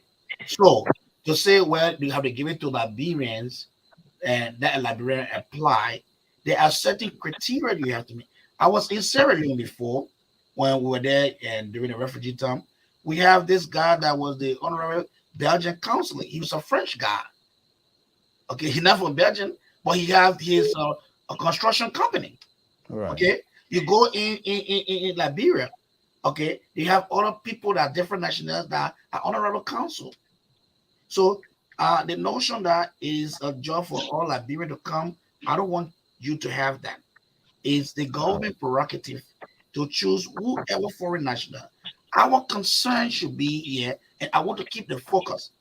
Our focus is that all of us that live in the 12 states in the Midwest, for us to continue to have these services should be the thing that is paramount. Let the government make its own determination. But what is important, we need to have the services continuously. That should be our focus. All right. Caller, thank you so much for participating. And, okay, thank you for taking my call. Thank you for taking my call. All right. So, okay, Dr. Toto, welcome to the conversation. 25 minutes to go. Mr. Director, hopefully, I think this is a water conversation. And I think this is what people, it needs to be made clear, because it seems to be people mixing it up here, and they want to make it black and white. It should be stone. It's a Liberian thing, so every like it should be Liberian anyhow. And I don't think it would be a good strategy to open 3 different fronts. You want the councillor to stay, and other people want it, or they should be, this way. But Dr. Toto, let me just bring you in here. Good evening and welcome. Yeah, good evening. And also, good evening to my brother, KAMATY. Yes, sir. Good to see you. Been a long time. Been a long time. Yeah, the only point I want to make to the whole discussion regarding the council issue in Minnesota, the government has a priority and the prerogative to who to appoint to be the councilor general. And the office for under the affair of the foreign ministry, they want to appoint. I think what the Liberian community is trying to advocate for is the population of Liberia in that region. People living from that coming to the U.S., coming to Washington, D.C. to process passports and all about biometric activity in Washington, D.C. It's just a huge setback for the community. I think that's where the community coming from to advocate. And also to the decision the government want to take. That seems that that's true that the 90 days over the government made that decision. I think whatever decision the government should try to avoid politics out of here. It shouldn't be based upon politics, because maybe certain people that they're rather in the council office, but they're not working the interest. Maybe they're trying to make them under a political institution. That's why they want to make that decision. I hope not so. If they want to make the decision, it's follow their priority. And they know the pros and cons that which they make the decision for is good for their interest. It's good, but then they try to avoid politics out of it, because some of the rumors that we're hearing is like people that work in the office of the council, they are not in support of the government. They are taught something about the government, and that's the reason why the government trying to do a change the management or Right. get there. So these are the rumors that are out there. So if the rumors are authentic, they are not it is a good move, but it's not a good move for the government. We just hope that whatever best decision they make, and I applaud the community for that. Community, you guys are doing extremely well. The community and the advocacy that you guys are doing there, we follow it, and the engagement that going on so far. I give you guys a hands up. Thank you. Yeah, I mean, you give credit to where to whom it is due. I mean, first time, the government was very spontaneous. I mean, to quickly come to the center to say, okay, we need to have a second thought. Let's open a corridor of conversation. That's huge. That's significant. One could greatly guess to say, okay, they might have a second thought. And you're quite correct. We don't know the decision. It is what we perceive, what we're getting. We don't know the in-depth of the government decision as to how this thing came, how it came down automatically like that. And we don't want to preempt that. And since they are open to conversations, I think the leadership is willing to do that. Because, and like you rightfully said, because people talk to different people. Other people are saying, the gentleman that is there, I don't know how true it is. I'm not going to conveyed here in absence without me talking to him. He's not reporting to the ambassador, blah, blah, blah, all sort of conversation out there. But is that a way for the GOL to go? Now they have a second thought, they are listening to their citizens. So I think we should give room for this sort of conversation. And I think we must applaud the government for having a second thought, because they could say, okay, you know what? The decision is already made. We're not doing it. What we'll do, we'll scream here. A lot of worst thing has happened in the country, and people jump in the street, do what they can do, and today is still there. So this one here, giving it a break, and we're now hearing that a delegation will be dispatched. That's a huge room of opening a room of conversations, and we hope that that will be a good thing. So again, I'm very glad, Mr. Sola, you said that. Like I said, our focus here is to foster the interests of the resident of Minnesota and the 11 states. Okay? When you are on the negotiating table with the government and they are as responsive as they are given the situation, you want to first appreciate that gesture. You want to be able to open corridors for good exchange, you know. And that thing, at the end of the day, our goal here is the continuation of the services that these 12 states receive. We have over 200,000 Liberian residents in these 12 states. It will impact us gravely if we were to revert to Washington, D.C. and New York again to access visa and other services. So, and that was the plea we made to the government of Liberia, to the president. And like I said again, in less than 12 hours, we got the response that we asked for. We wanted a temporary halt and an engagement. And they said, okay, we will put a temporary halt. We are going to engage you before we're going to come over. And who knows? They could be here within the next 2 weeks. So let's open up our corridor. Let us be receptive. You know, let us embrace that for the sake of our community and the sake of our people. And that is our focus. I think that we certainly we appreciate that. I mean, because like I said, the financial hardship to the Midwesterners, and then especially those in Minnesota who had access to that service and would have had to route everything to DC or New York. Certainly, there's certain degrees of hardship, financial hardship, jurisdictional hardship. All of that play a role. And we certainly do. I mean, when we have crisis in our communities, the reason we have people in our government, that we hire people in our government, or when I use the word hire, not you know, in a financial sense, but put them in office, is to be able to come to our aid when we are in crisis. So again, we do appreciate and applaud this swiftness, because like you said, it didn't have to answer this swiftly. However, we can now move past the fact that they're doing what they're supposed to do. I think they stand to benefit for how they appear to react in this, because we are in a very sensitive season. So we also benefit from that. If they're acting as swiftly as they can because they don't want to look bad in the election season, then that's good. But we move past that now and say, okay, now you have responded. Let us, like, you know, let the resolution be effective. Let us have a resolution that we can effectuate in an expeditious manner, so that this does not spill over and begin to create a crisis again. Because now that you've proposed that, yeah, we're willing to help. And again, I totally and very appreciate, like you said, they didn't have to act, not even in as swiftly as they did.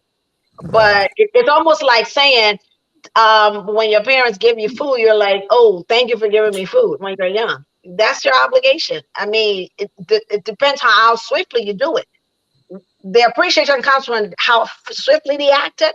But I want to move past the fact that you are doing what you are supposed to do as a government in such a situation, because the people in your diaspora, you didn't have to act as swiftly in the diaspora. But when you look at it from the other side of the mirror, what choice do they have? I mean, here are some people who you know, you have over 200,000 when you kind of combine all of the Midwesterners, or you know, that most of whom going to travel this Christmas, travel for the elections, travel during the election, some important people. So instead of that process being stalled and then discouraging people from traveling, because this will discourage people if we don't have anything in place, because nobody wants to be jumping through hoops. Inflation is high all over. Nobody's trying to come to New York, spend a night in DC just to get a passport.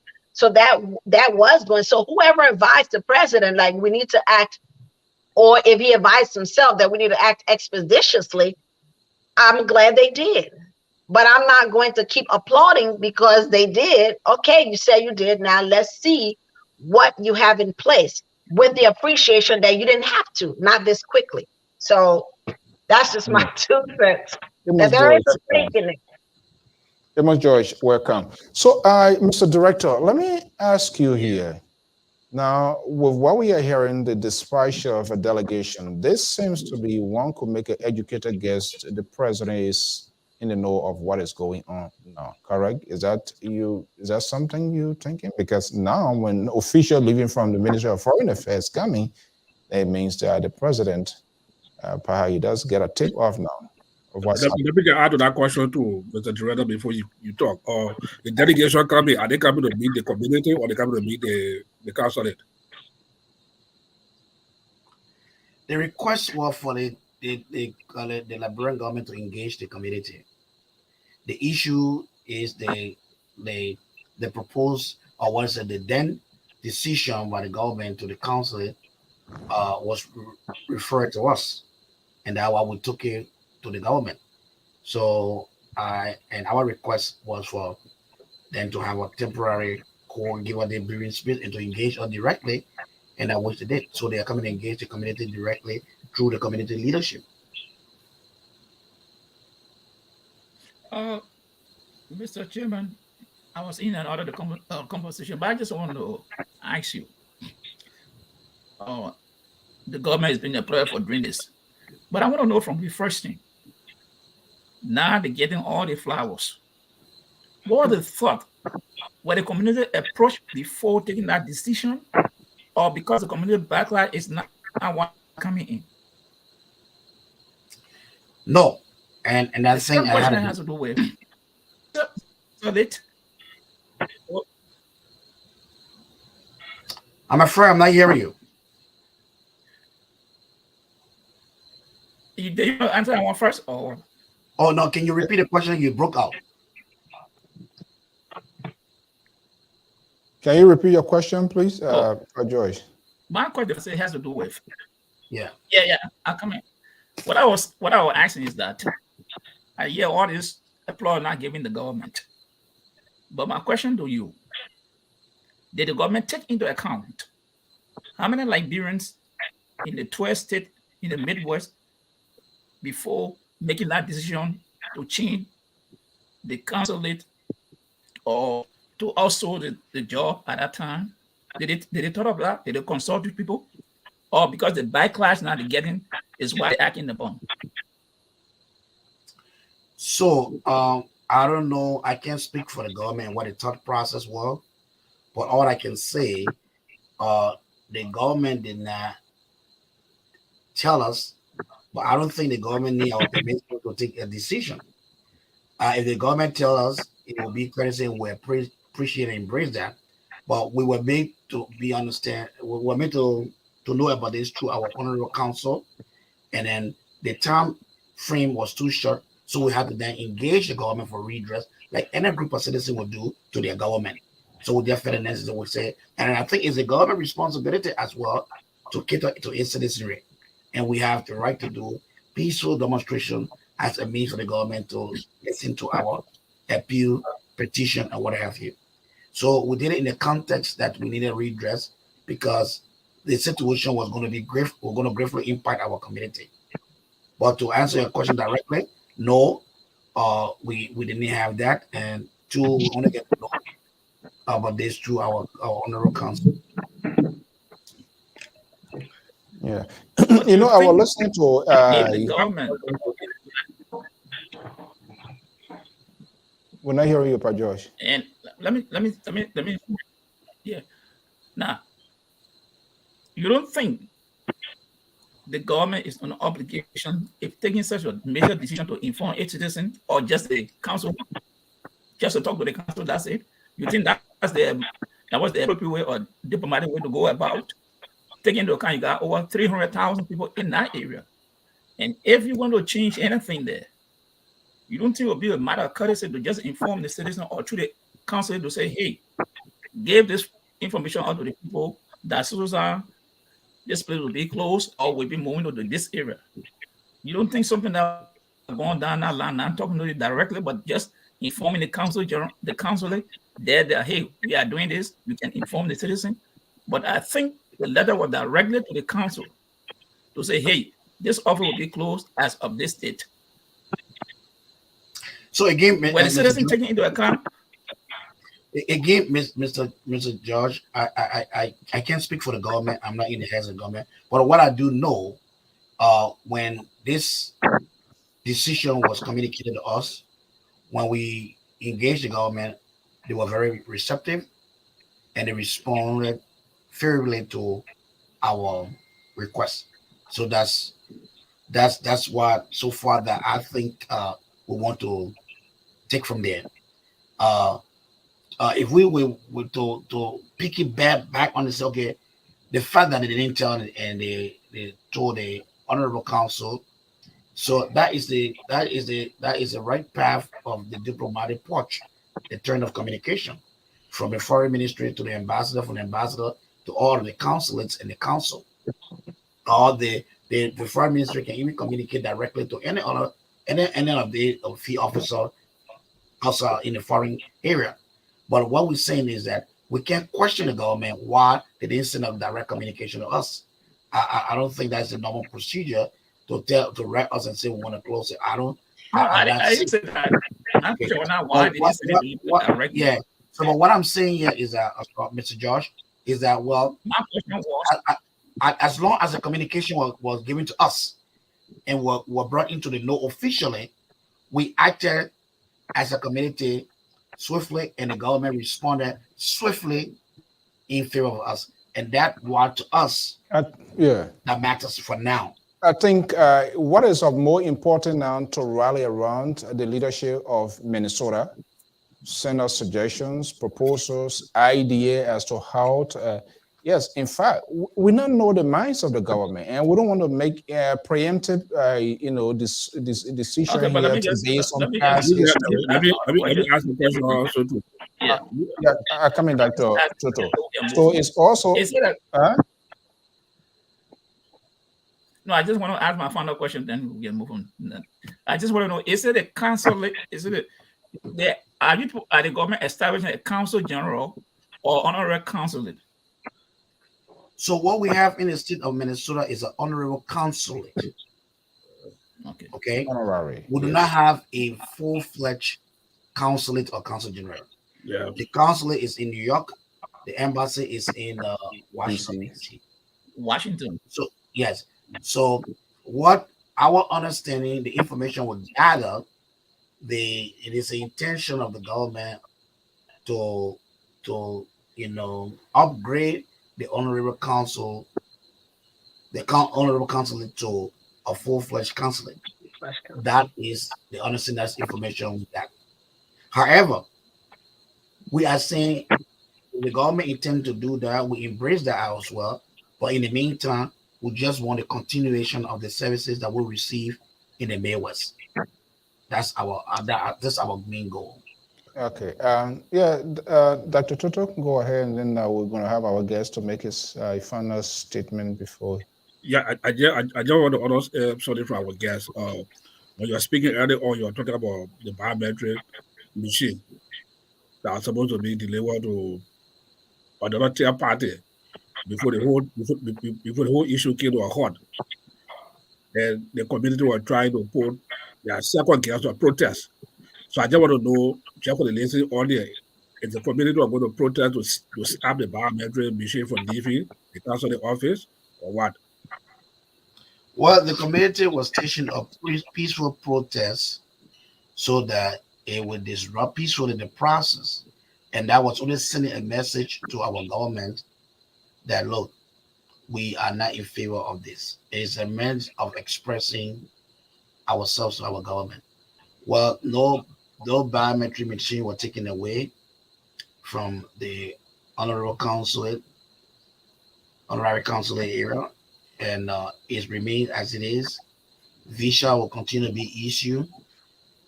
Application of passport will continue for the next 90 days. Okay. Now, with respect to the biometric machine, like I said earlier, when somebody asked a question, would the Liberian government don't own them? That's what I made to understand. Okay. And with respect to VFS, understand before the government contract those organizations, those institutes, businesses or corporations to produce things, whether it's passport or what have you. And some of these things are outsourced to companies that are non-Liberian companies. Okay, so my understanding is that the government of Liberia have a contract with VFS that is being upheld. So that's the same clarity I made in the community meeting, that no, the Liberian government did not own the machine. So to say we're taking our Liberian machine to give it to a foreign entity, that would be an incorrect information, and I don't want to mislead the community members. Okay, Mr. Executive Director, we want to thank you so much for really opening up here with us here this evening, and we hope this is going to be a continuing process here moving forward. We shouldn't wait until there's crisis management, and then yeah, I think it's important to hear from all of you guys here. But to be off from, I don't usually give praises, but the swift action by the leadership and the people of Minnesota to have kind of like quiet down the tensions is remarkable. And I think peaceful conversation, you know, we got to give it to our people, to our leaders too. Whether they are national leaders or local leaders, want to do a good job. It doesn't matter that we appease people. That's not the point. But the idea of all able to manage situation from escalating to kind of decrease it and provide room, a breathing room for everybody, that's what we should also remember. You know, just before you close, when I was getting home this event, NPR is my favorite network that I listen to. And then I was listening, Microsoft. I was listening, the reporter said Microsoft blasts a memo that as of today, 10,000 jobs being cut. And everybody going helter-skelter. Well, people say it's a private entity, but things happen. With the economy, we will know. What are these persons that were declared persona non grata by the other government and it was being done on the governmental level? We don't know. Let's wait and see when they come and have this sort of conversation here. But I think the leadership, the OLM under your watch and your other co-workers, that was a good intervention, timely intervention. This is what leadership is all about. Now I'm going to lift the band I temporarily put between us two on this program here. I said, like, until the show finishes, I'm removing my own temporary part here. But it's not a surprise in terms of what you do. We were in the refugee camp. You stood up for the tax challenge. How do you call it? Say the what do you call Australians? SSD. SSD. And then with a red barrel, when you see them, when they talk one time, you see them, you so fearful, you challenge them. And we saw what happened to our chairman emeritus. He went to jail. That's why he was a refugee. And our UNHCR commissioner, Mr. Chanda, you remember him. And everybody, all of us was going here to scatter. You not Liberian, but we not move from here. You spoil your country, you want, you know. And you know, so sometimes peaceful negotiations finds good resolution. I want to thank you so much for your time, and we are looking for, hopefully, like we are being told here by a source that a delegation will be dispatched in the soonest possible time. We are looking forward to being part of that conversation. What is your take-home message for our viewers, listeners, and people that are listening? Even in Liberia, don't be surprised when Bakuba is listening here as well. So, thank you very much, Mr. Soul. And I want to thank this platform, this LPR radio and TV. It's come a long way. It has evolved from a little big information highway to this gigantic path of information dissemination in the diaspora community and back home. And I think most people look at this medium as a source of getting information with the ability to strike the balance in the story and giving people of both sides the opportunity to articulate their view. And I'm very grateful that you have been on this forum. And to be quite honest, I was like pinching myself. This boy, he can't give people a chance. So I hope you know, can poke me today. But on a serious note, I'm very happy, and to you guys, the panelists, Mr. Toto, Dr. Toto, Mr. George, and Dr. Sprinkle, I want to thank you all for the honest exchange of view, and that is very important in this age, information age. I want to first of all use this forum to once more express my sincere thanks and gratitude to His Excellency Dr. George Manawia for having and the diaspora community with the 12 states having residents of over 200,000 people. This relief could have not come at a better time. In diplomatic engagement, never before in the history of Liberia have I heard of any international community that within less than 12 hours when the community engaged their president and government, you have such a rapid response. For this, I'm very grateful.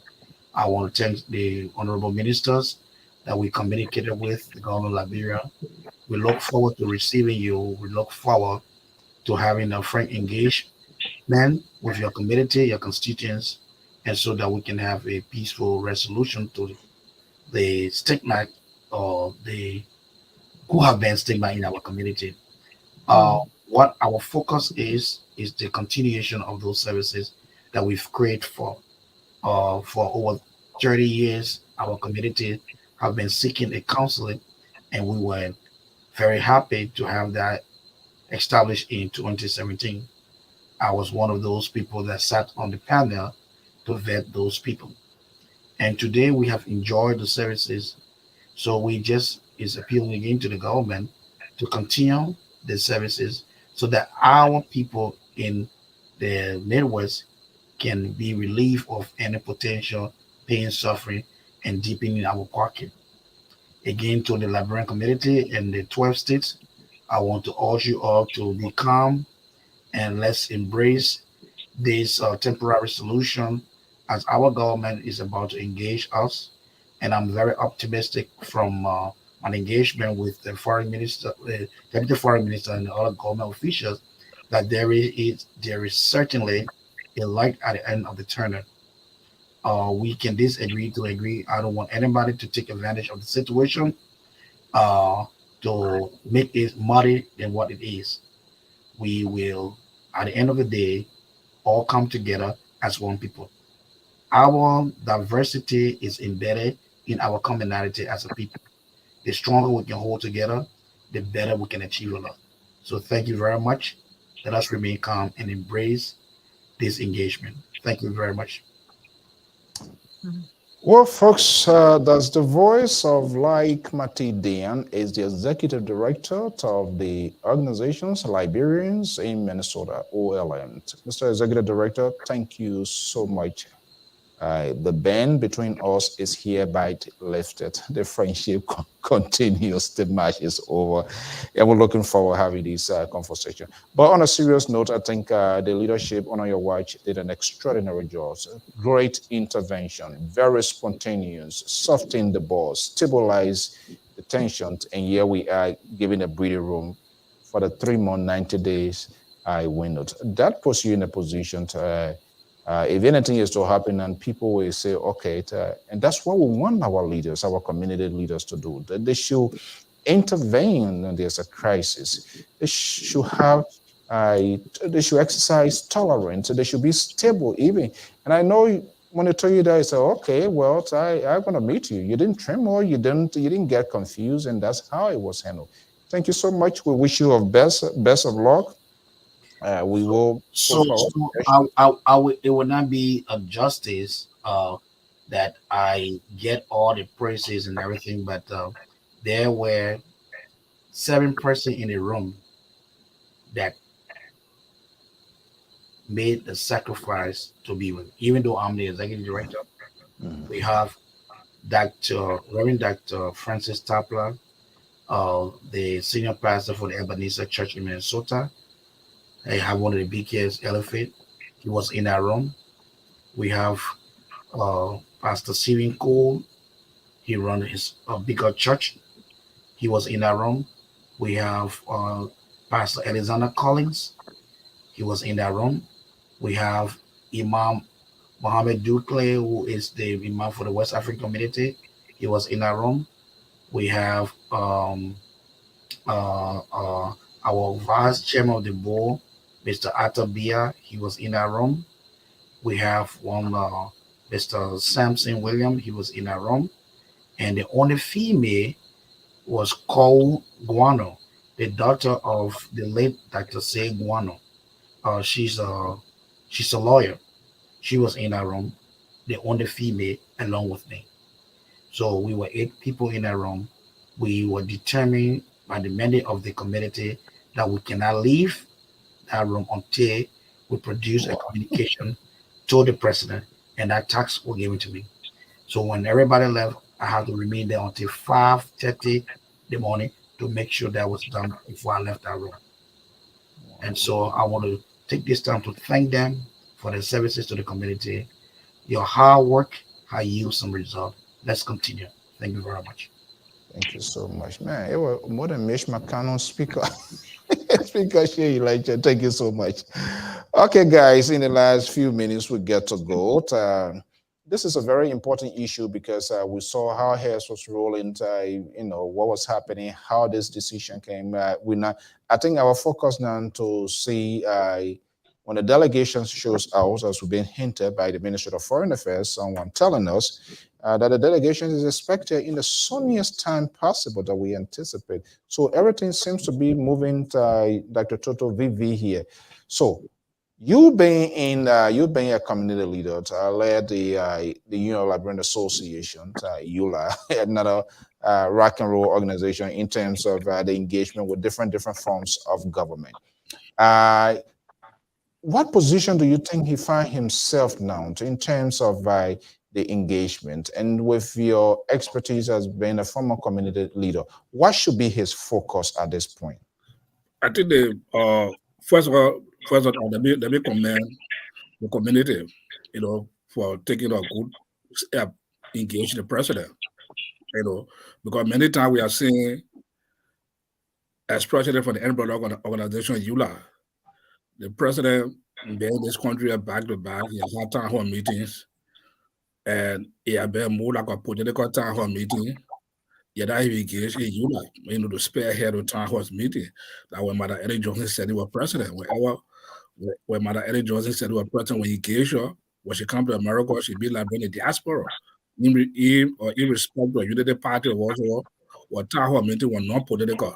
Everybody from the both eye, whether from Unity Party or CDC or any political institution, were all used to tell Mother Eddie Johnson said he town hall meeting, but with President Weah, since he came, all the town hall meeting they're having the US here, he has been more like a partisan-based town hall meeting. You engage your party. So for what happened in Minnesota recently because with the council issue, I think the community put their foot down. That's the reason why it was held. We why we had to get a result and engage the president. And the president often responded that that's good. We should give the community the credit for that. But when it comes to these things, I don't know what decision government will take it or they even try to make that decision. What were they going in their mind? You have a populated community area, especially the Midwest, where we have a huge population of our people there. All of a sudden, they want to close the council, they will take it to a different location. I don't know why. I don't know why really problem to ask to take that decision first. So that will happen when the delegate come to engage the community. That should be the Do we need to ask that question, Dr. Toto? Why they even took that decision? Why were they propping their head? It's something that the community don't know about, because if you said the action that led to that decision, whatever they come, if the government want to make a change in the diplomatic course and whatsoever, they say, hey, you say the one want to elevate our service to another high level. That's the reason I take the decision. Then they just say something. If it's political, but why? We are in an election season right now. Things are getting hot, and the government right now going for election too. If you're not on the government, if you occupy high office position, you're not for the government. Probably the government will come after you too. You know what? We saw it when the government took over duty. They went after people that were not in support of them. They went to the town chief, county leaders, and other people. We saw the vice president make open statement. Some chief were dismissed from that position. So the government have a history of this thing. So maybe that same thing will happen to the office, that people that work there that are support the present government. That's the reason why they want to change them for. That's another question to be asked. Even if that's the case, I'm not sure whether a warrant closure. Let me bring in Dr. Turonka here. We're trying to find a common ground. We try to find a solution. What the administration, the people of Minnesota have done was to stabilize the situation and then find a workable solution way out. You heard the executive director here. And I think he's taking a kind of very strategic position. You don't want to open many fronts because he who wants all loses all. So his focus, hey, this is servicing over 200 some more thousand Liberians. It also brings in dividends to national government, people getting passport, getting here and there, and all of that. That could be a valid argument point they will be making. And his goal here is, hey, we want the services that we are enjoying right here. It is the GOL, the government determines who's to get contract, where they're coming from. It's not a full-fledged embassy. What do you think should be their focus at this point in time? Now delegation is coming. They have to organize themselves. They have to put things in order to make a convincing argument to the government of the Republic of Liberia why this embassy it should be here. I'm not sure. Should they ask them why you took this decision? It's not mixing things out. Why not find the solutions and then later on and see, hey, do we need to know if there's anything we can do as a community to help? Should we focus on that point? I think I sort of agree with you in the sense of the decision's already been made, and then they backtracked when there was pressure put on them, right. And they agreed to kind of talk to the community leaders. And we do commend the community leaders, especially the director, for stepping in so quickly to try to salvage such a problem that was going to be catastrophic across the nation, especially in the Midwest. When they get the opportunity to meet these leaders, I think they should lead with a resolution so that they can have a resolution in place asking why did they take the decision. I don't think they're going to get an effective answer because I don't know what would have been behind this motivate this kind of decision in this season. I think the timing was wrong. Now, if they're saying that they are closing the honorary consulate because they want to spring up a full-fledged consulate, I think what the community leaders, the community have to be pushing is, even if you are going to do that, do not shut down until that happens, because you don't know when it will happen. Look, Dr. Turonka, not to interrupt you, that one, it doesn't sound too right to say, okay, because we want to do an upgrade. Okay, if you want to do an upgrade, remember you heard the executive director saying he was involved in this sort of conversation. That would have been engagement with the community. Hey, we're going to be having a temporary halt because we want to do X, Y, Z. Then there's a chain of command that they can communicate. But to say we want to close it to and then we upgrade it, I don't think that'll work. But it'll be the same. It will be the same harm, irreparable harm to them to close it because they're trying to do. So they have to come in with the idea of maintaining a temporary hub until whatever it is they want to do. So the services are still going to be provided. But one of the points that I'm keep driving at is, I applaud the directors. I applaud the community leaders. I applaud their actions. I applaud their bravery for saying we're going to go straight to the president with this issue, and the president responding. Now, if you flip it, what detriment would it have been if he didn't respond as swiftly as he did? It would have casted him in a bad light. So he had no choice in this particular season. I don't think they would have gotten that swift of a response if we were not in election season. They probably would have gotten a response, but they probably would have jumped through the hoops. Again, it was to their benefit. Now, as I was saying, let's now focus on a solution Don't turn the whole thing off. Create a temporary resolution while there is a talks for a more permanent resolution. I mean, you do have over 200,000 people who receive the services, and making them come all the way across the nation. It is a financial hardship. You're talking about plane tickets. You're talking about financial. You're talking about mailing stuff, and then however the setup is, losing their passport because of this whole mailing system. I mean, it could be catastrophic if they do not maintain that in Minnesota and try to say they should come. Why they came at this decision without, I think at Dr. Toto's point, I think, or was Pat George's point, before you came to this resolution, why didn't you talk to your community leaders? How would this have impacted them in the first place? What would have been the financial catastrophe on the community if we do this? That's actually having the diaspora interest at heart. But they did it. There's a backlash. They reacted. Great. It's like I said, you're feeding your child, and he said, well, thank you so much for giving me food today. Yeah, you're supposed to give me food. Yes, you're supposed to take care of it. This is your mess. Take care of it. Okay. So in a nutshell, if you were providing legal counsel to this executive leadership that will be meeting the team, their focus now is, hey, not to really look behind, because the damage was already been done. It's already done. I mean, yeah, so I pretend like I don't even know whether it ever existed. All I want now, let it be met, let it be, and they should focus on the positive aspect. That's right. What it does to the community and even to the very government. And OIL is a very powerful organization. Most of these people, even the CDC ruling establishment, all of their gurus, they are all folks from Minnesota. So they are people that they know them. So I don't think they would get an honest answer or anything that makes sense under the circumstances. So why focus on why did they do it? They shouldn't have done it in the first place. So now that they're open to resolution, go in and hold them to their feet, because right now, like we all say, the iron is hot. Shape it the way you want to, and I think they're at a good advantage right now. They're sending people, shape it while it's hot. I mean, honestly, CDC government is not really noted to be spontaneous when it comes to this sort of crisis. But to see this one, that we must also know there's a political season, so the government is aware of some political. It is. That's why I'm saying it's a motivation to act so swiftly. Yeah. It really is. It would be a huge political consequence if you don't listen. Amos Joy. Correct. By Josh.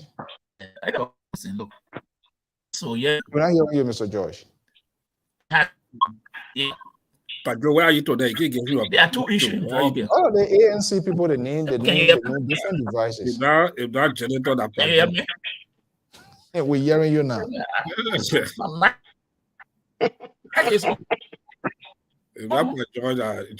there are two factors involved. Money and politics. Money and politics. That's it. This whole thing here is based on money and politics. Right.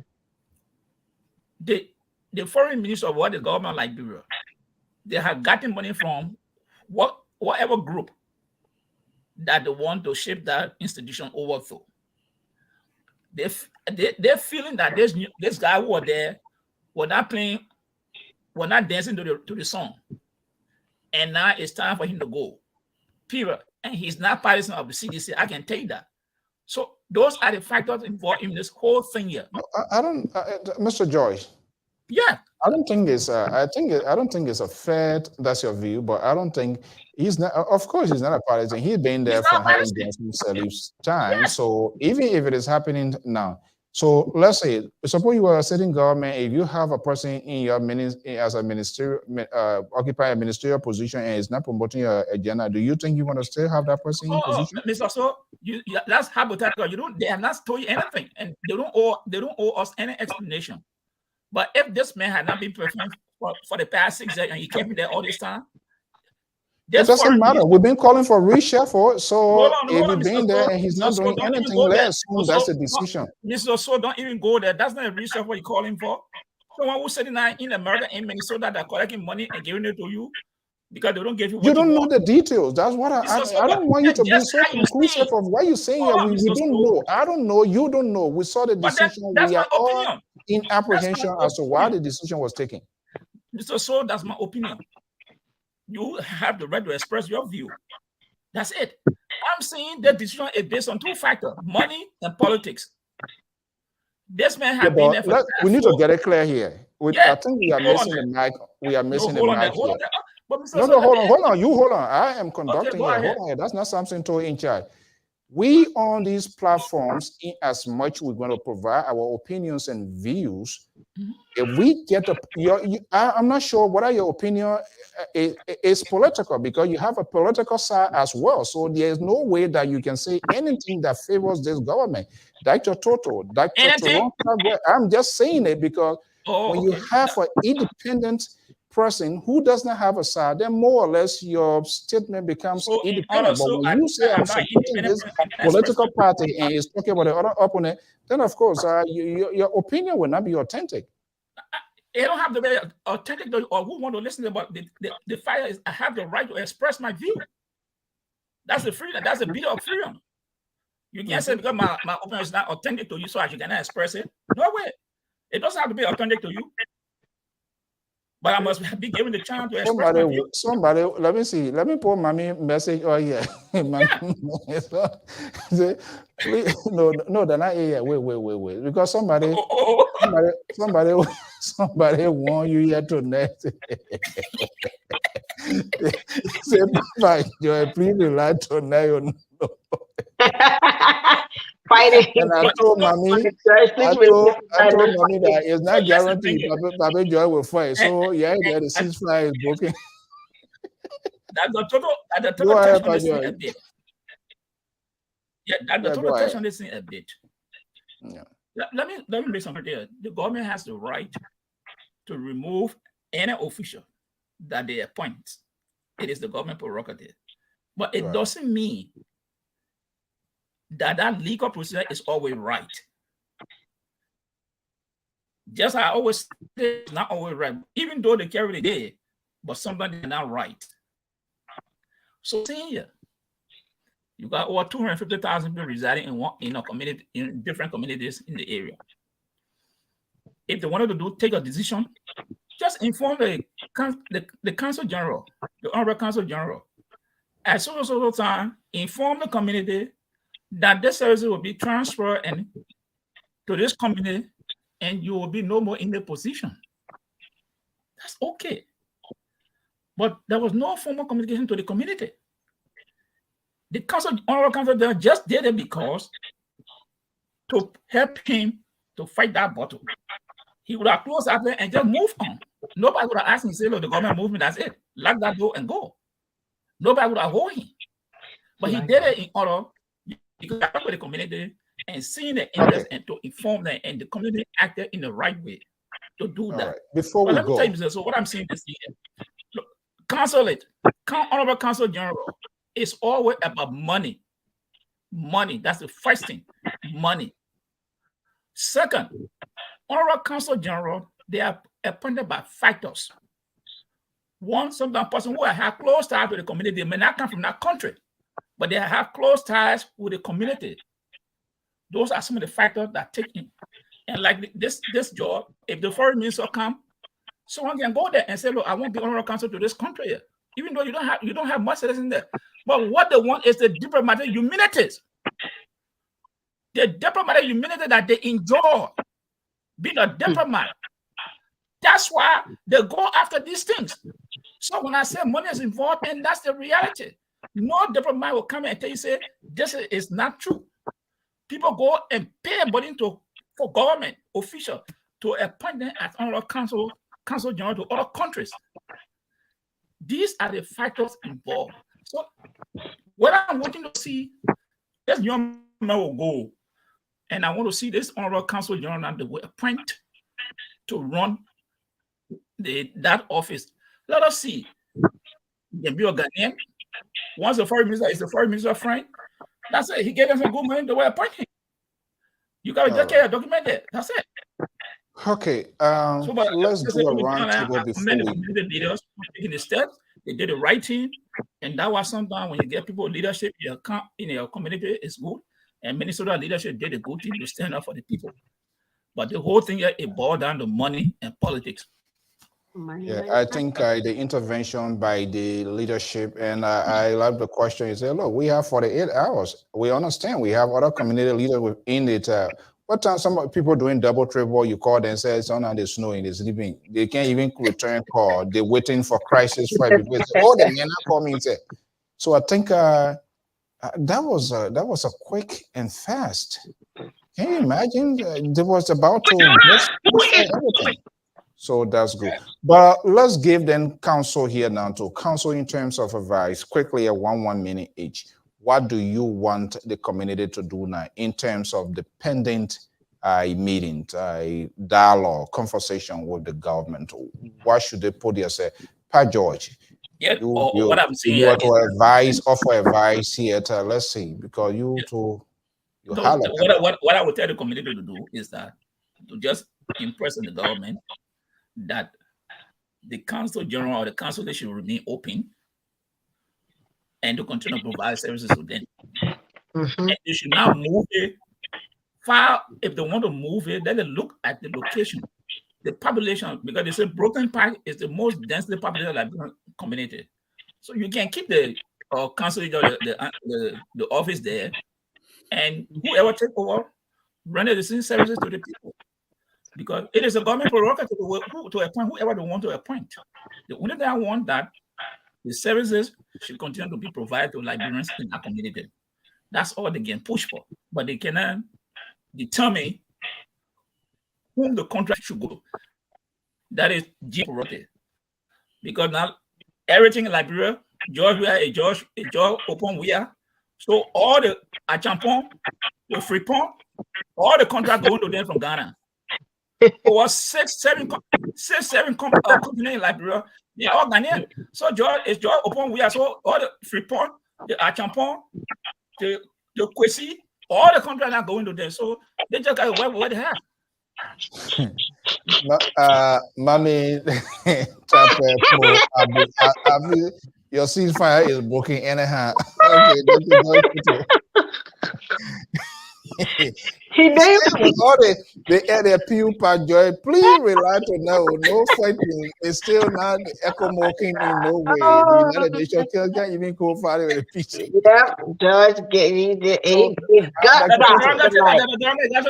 The Taranga, you got to tell me, you got to head it.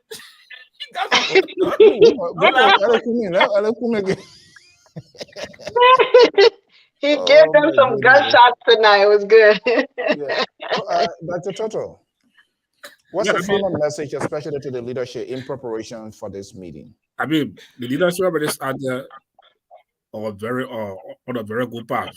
To engage the government, and as we all say, we give it to the community. I've been a community leader. These are some of the services that we provide in the community. For no reason. But sometimes our community, a lot of people take that on largest. That community do much, but these are some of the things you saw when the Senate director was speaking, had this the office up to 5 a.m. Just to engage the president. That was a huge plus for them. They already on the right path. They just continue when the delegation come, engage the delegation also to in the same path, in a respectful way. And I continue to say, I don't be disagree with you.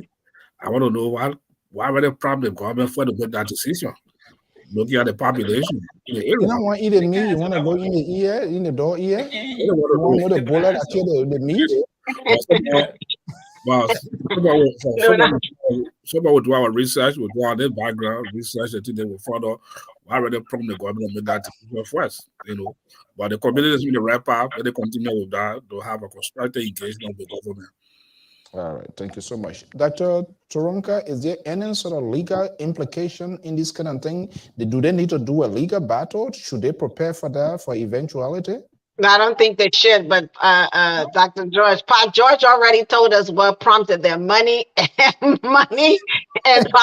So we already got our answers, and they don't need to know. I don't think they should. This kind of issue, I don't think that they should go in it, trying to have with their legal guns. I think they've already got the government's attention.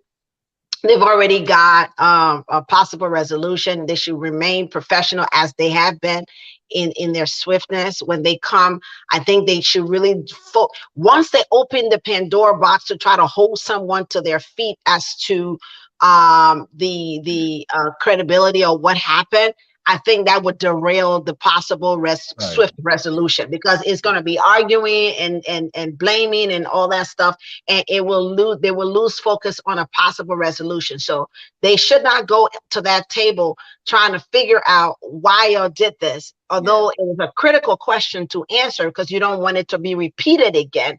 But you got them to their feet. Go in there with your best possible resolution, because again, this is election season. They are apt to do what you want because they want to look good. It was motivated by politics. I agree with George on this wholeheartedly, because the timing was too perfect. And then they cause a problem, and then they say, oh, look how swift we answer, because that's the narrative they want people to take. Fair enough. So use that.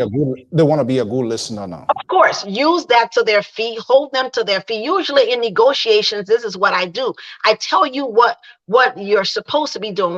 When I do cross-examination of police officers, I say, as a police officer, you are supposed to maintain civility. You are supposed to, so you tell them what they're supposed to do, and they understand that, and then they have no wiggle room choice to say, no, I'm not supposed to be the good guy. Yeah, you are supposed to be the good guy. So one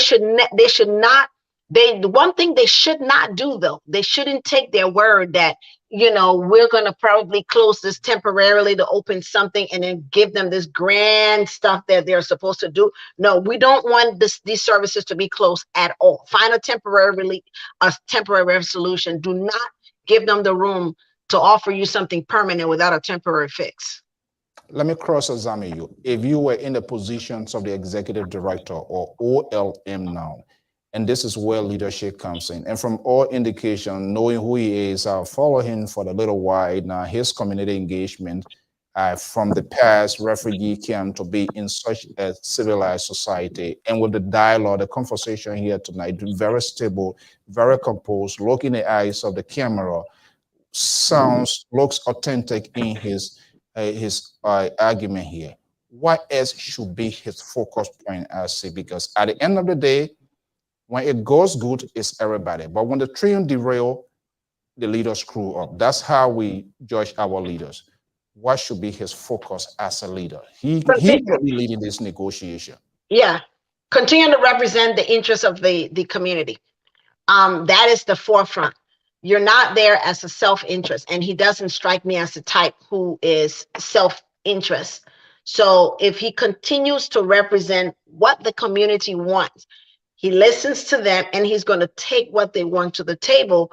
You're a win-win situation. You're in a win-win. But don't derail from what the community wants. Do not go and counter-negotiate what the community wants, because then you're setting yourself up for something else with the community. So I think that's how he approached it, and he's hopefully going to win.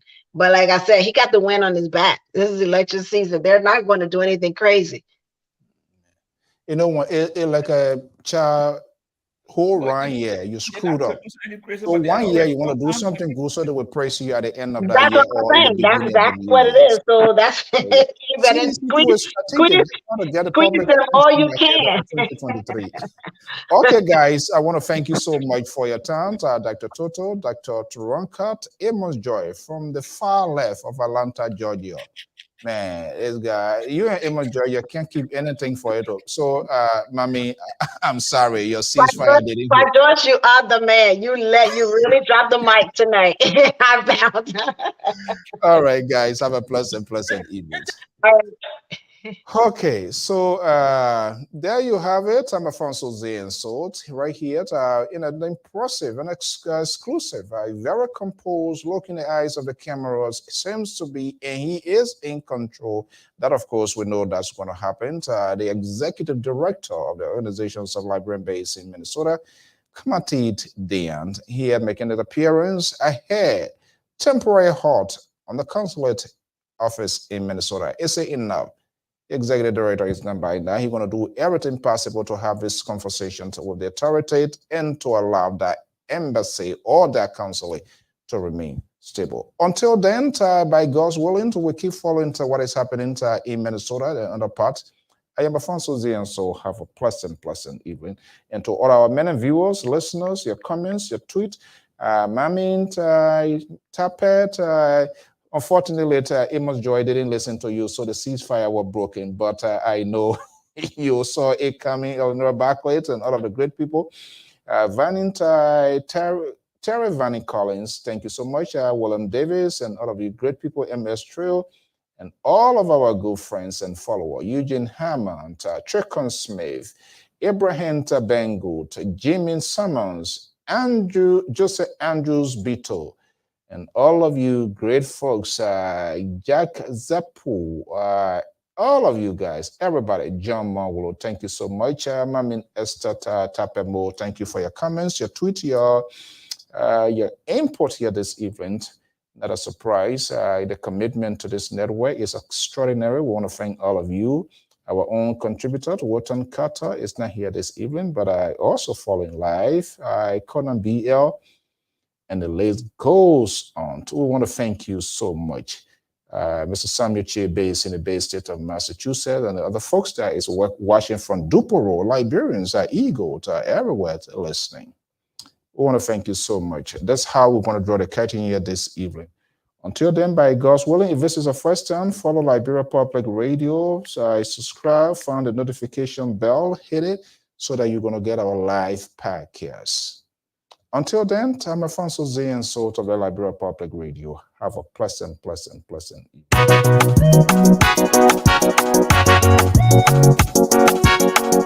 DJ Square Production Classic. They Oh, don't wait. Don't wait. Don't wait. We are don't wait. Don't wait. Don't wait till I die. Don't wait, yeah. Don't wait. Don't wait, my brother. Don't wait. Don't wait. My sister, don't wait. Don't wait.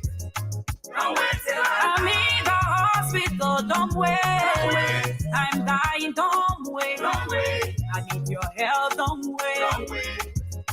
Don't wait till I die. Please help me. Don't wait. Don't wait. Don't wait. Don't wait. Don't wait. Don't wait. I need you help me now. Don't wait.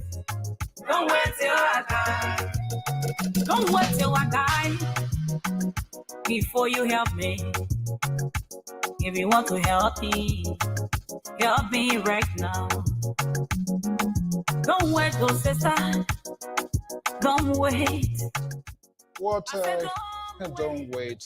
This is by the gospel artist based in the West African state of the Republic of Liberia, Minister Jemima Walker. Don't wait. And it's good that the administration, the leadership in Minnesota, they never waited. They didn't wait upon that news. When that news descended, they immediately jumped on it. That's the role of a leader. A leader that is stable, a leader that is focused when there is a crisis. I don't care how tough it is. You put on your thought process, take on the issues, keep the focus, mobilize the people, find a way to create that open dialogue, conversation. That's what a good leader does, because a leader who hears something and then start panicking, looking for things, grabbing things he or she has no business of grabbing, that's not a leader. And I think we saw that a friend and brother, he proves that tonight, because he looks in the eyes of the camera. He sounded very authentic with the conversations. He exhibited high tolerance. Those are things that I look for when when I'm having an interview with people. Your posture, your way of answering the question. When you bang your head down like better good, they know you're not saying something right to me. And then that can energize me to do more punching in the question. but there was a direct eyes contact, very composed, relaxed in answering, confident of the answers he was providing. That's what we want to see. That's what we want to see our leaders in our community. Because when a leader in the community starts that, the possibility of that person, when they get to authority, most likely, not in all cases, will continue that path. And so this is why it is important and crucial that those that are even leading this community, whether they're 10% in that organization, their president or chairman or whatever director, we need to keep close eyes on them. Their ability to handle, to manage, and stabilize crisis. I'm not talking about the liberal on the way of stabilizing things, but I'm talking about finding peaceful resolutions. So the tension, we saw how it looks like it was really at a higher peak. It was at its zenith. But the idea for them to be so spontaneous to allow communication, phone calls, making all of that, and people from the ministry to call directly. And we are just hearing, like we were talking, a friend from a power profile, a minister, in fact, sending a message that a delegation is en route. And I can for sure tell you, based on what we are hearing and what we are being told, that will happen in a very shortest period of time. So all we need to do now is to rally around the administration. It's not time to bash people. You can't be going to tie conversations and carry bazooka, and then at the same time you have a white flag as a United Nations peacekeeper. It doesn't work that way. And the government is aware. It is a political season, so they would never want to do anything to hurt themselves. So go to the conversations with authenticity, put the point through, find the positive aspect, the work of that consulate, what he has been doing, and removing it at this time, what is going to be the repercussion of that. They have conscience and they're going to have a second thought. And I have no doubt that KAMATY DIAHN, the board members, the entire community, and I like the part he said in his closing, people should exercise maximum restraint, be kind, be stable, trust your leaders, look out to them. It's time for us to send suggestions and ideas as to how they can engage the government. This is not CDC, Liberty Party, ANC, Unity Party affair. This is a national issue. He said it. Over 30 years or so, been fighting to have that. So why should it be removed now? Why should it? We don't want to judge that aspect. They know the reason. We don't have other facts for sure, fair to mention on hand. I was saying, our argument for the last couple of years, it has been that the services rendered, the good it has done to the country and the community itself, that must be maintained. If the door is not broken, don't fix it. If it is fixed, don't break it. I am Alfonso Zian, so thank you so much for your time this evening. Have a pleasant night. Bye-bye.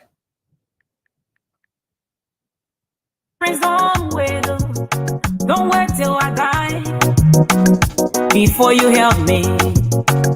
I need your help. Help me right now.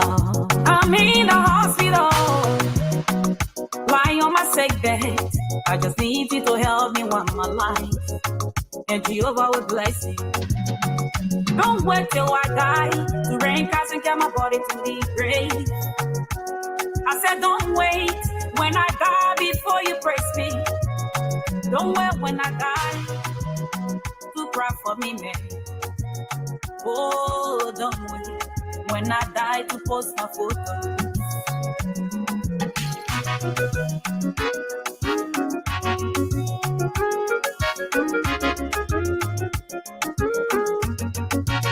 This woman was so sick, she was saying got up on her day. I said she went from place to place, but she could not get the treatment she needed. Finally, her son took her to the hospital. And the doctor said they should prefer pound of blood. But this woman could not afford the money. Oh yeah, giving her son could not afford the money. He left the mother at the hospital. He went to family member. He went to Uncle Johnny's place. He said, Uncle, my mother is dying. I left my mother at the hospital. In the doctor said we should breathe Papa no blood. Uncle, please help my mother. Uncle, help my mother. Uncle, I beg you, help my mother.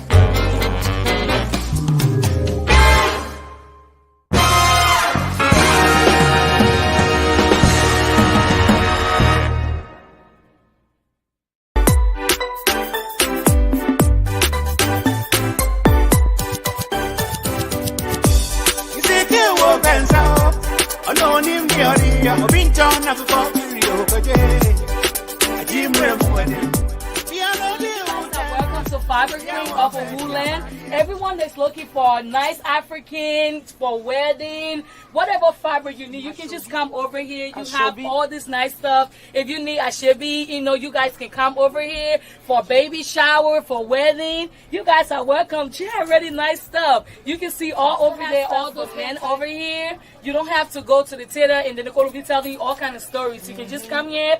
They're already made. And for ladies, you can just look for whatever fiber you're looking for and match it for the men. And, your husband already have a shirt made. You can get stuff for your kids. You can get stuff for the whole family. We have African slippers and ashobi hand ties all over. We have different kinds of lists and everything. So you guys are welcome, okay? It's really nice. It's Fiber Queen on 6695 off of Woodland. 6625 Woodland Avenue, okay? So you guys are welcome, welcome, welcome, welcome. You have nice stuff here for ladies.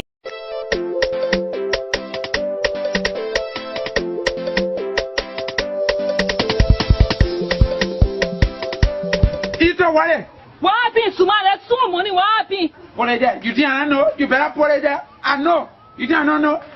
Suma, I want to go put it there. You don't know the money you take from Clay. Put it there. Suma, you stupid. Oh. You happy? What do you mean by not happy? You make it busy. You say eat or what? I tell a fool I eat it. And I worry that then you got your money on behalf of somebody to me. How do you pay that time? You have to waste money or else the police are going to pay for you. Look at you think that police are afraid to? You think that police are afraid to? Honey, you think that police are? Who is this little Quashers organizing making noise in my vicinity? None is there, you so far. Look at you tell this character you that your vicinity. And why Jana? Shut up. She's my wife. Honey, who is this Asian Australopithecus? Funny game, I lost or complain to you. Ever one Suma the seller to my ear worry that he don't want yet. I always told you to know better. You have to study human characteristics in order to know who to carry your eat and worry. Because humans are diversified. Now you listen to me. No, I will not listen. I will not listen to you. I will not listen to you. Shut up. I will not listen to you. I will not shut up. I want you to forget my benicity. That's your forget. You tell this guy that you're forget. Look, I tell this guy told you. You bring it to me. Okay, I told you. The next time I see you here, I will dismantle the demonic joints. That your demonic joint you. That demonic joint. That will go call my brother. You saw. Nonsense. Little loquacious organism.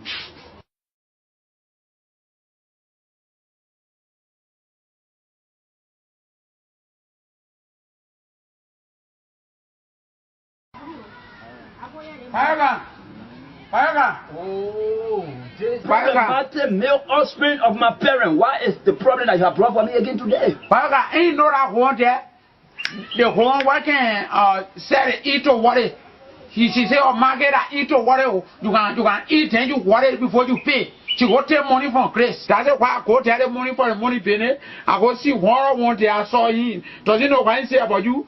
He said, why is that a player who is on Liverpool? He doesn't know nothing. He's a busy borrow. He said, it's a seat to go on we go. Who is he? I doesn't know him as all. No, I mean, who is he to oppose to my intellectual ability? In this case, I'm going to academically castrate him. I will frustrate him. That's what I'm talking about. That's what so you can't get it. Then I disgrace what I disgrace him. Yeah, that's what we shall be going now. we shall be going. Does he know what I mean for a man to look at you say you didn't pull? That was such a get to him. In this letter, I have to go along with my lexicons. Yeah. Whatever problem you not have slipper. In this case, when the case is so serious to the extent that it's serious, there's no slip-up. Let's go.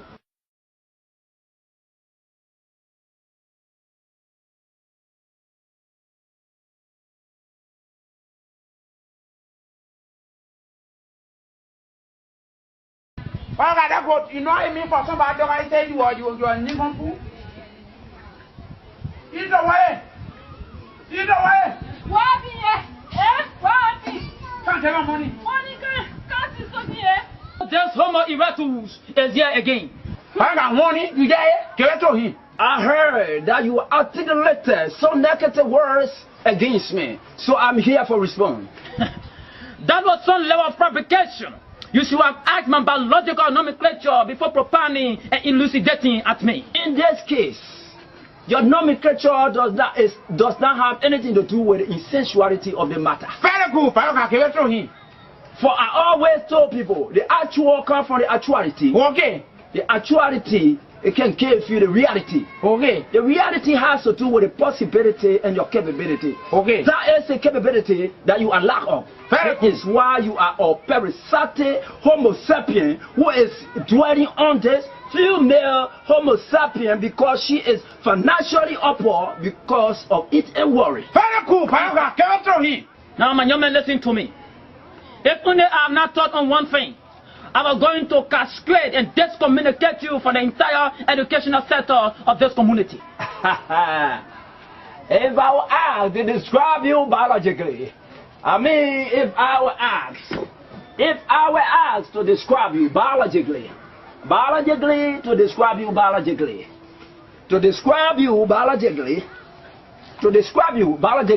my young Homo sapien, I'm going to describe you as a low-class animal who does not have the intuition. If only not because of my wife, I could have tormented the thing in ties and penalized you and your useless brother before dismissing my veranda. To be very pessimistic with you, it is really right for an individual to walk in your veranda confronting your beautiful, gorgeous, pomponious, and succulent wife on issues like him being owing the woman simply because he credited her eat and worry that he never had finance to pay back. You are talking about this problematic offspring of my parents? Definitely. So, however, you tell me, I said, then you want to tell him In this case, I can't tell you what you want. wrongfully, he did some explanatory aspect to me wrongful. Why you want? Now you can dismiss. Once more, I say, I'm sorry, we shall call that a name. This problematic offspring of my parents. Now you can dismiss. We shall settle it as you can dismiss. Why you going to bathroom? You can dismiss. I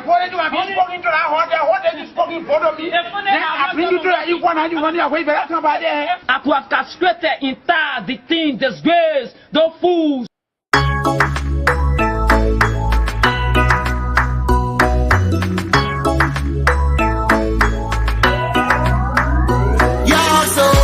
Everybody, everything's going bad.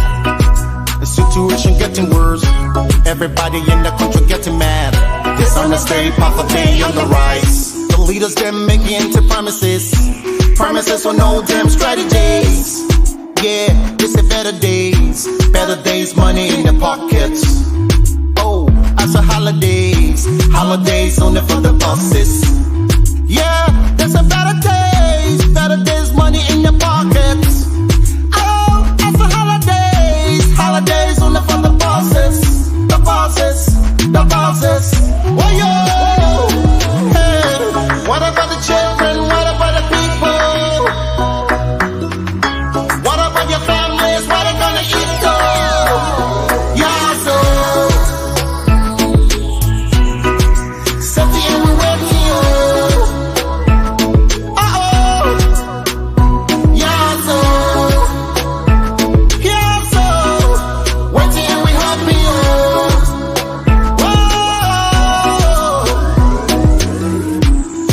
nobody care about you. They don't care, my people, it's true. They don't wanna see you break through. The whole country's getting confused. Corruption, no questions. The country's going in the wrong direction. Leaders high belly, many mentions. We don't know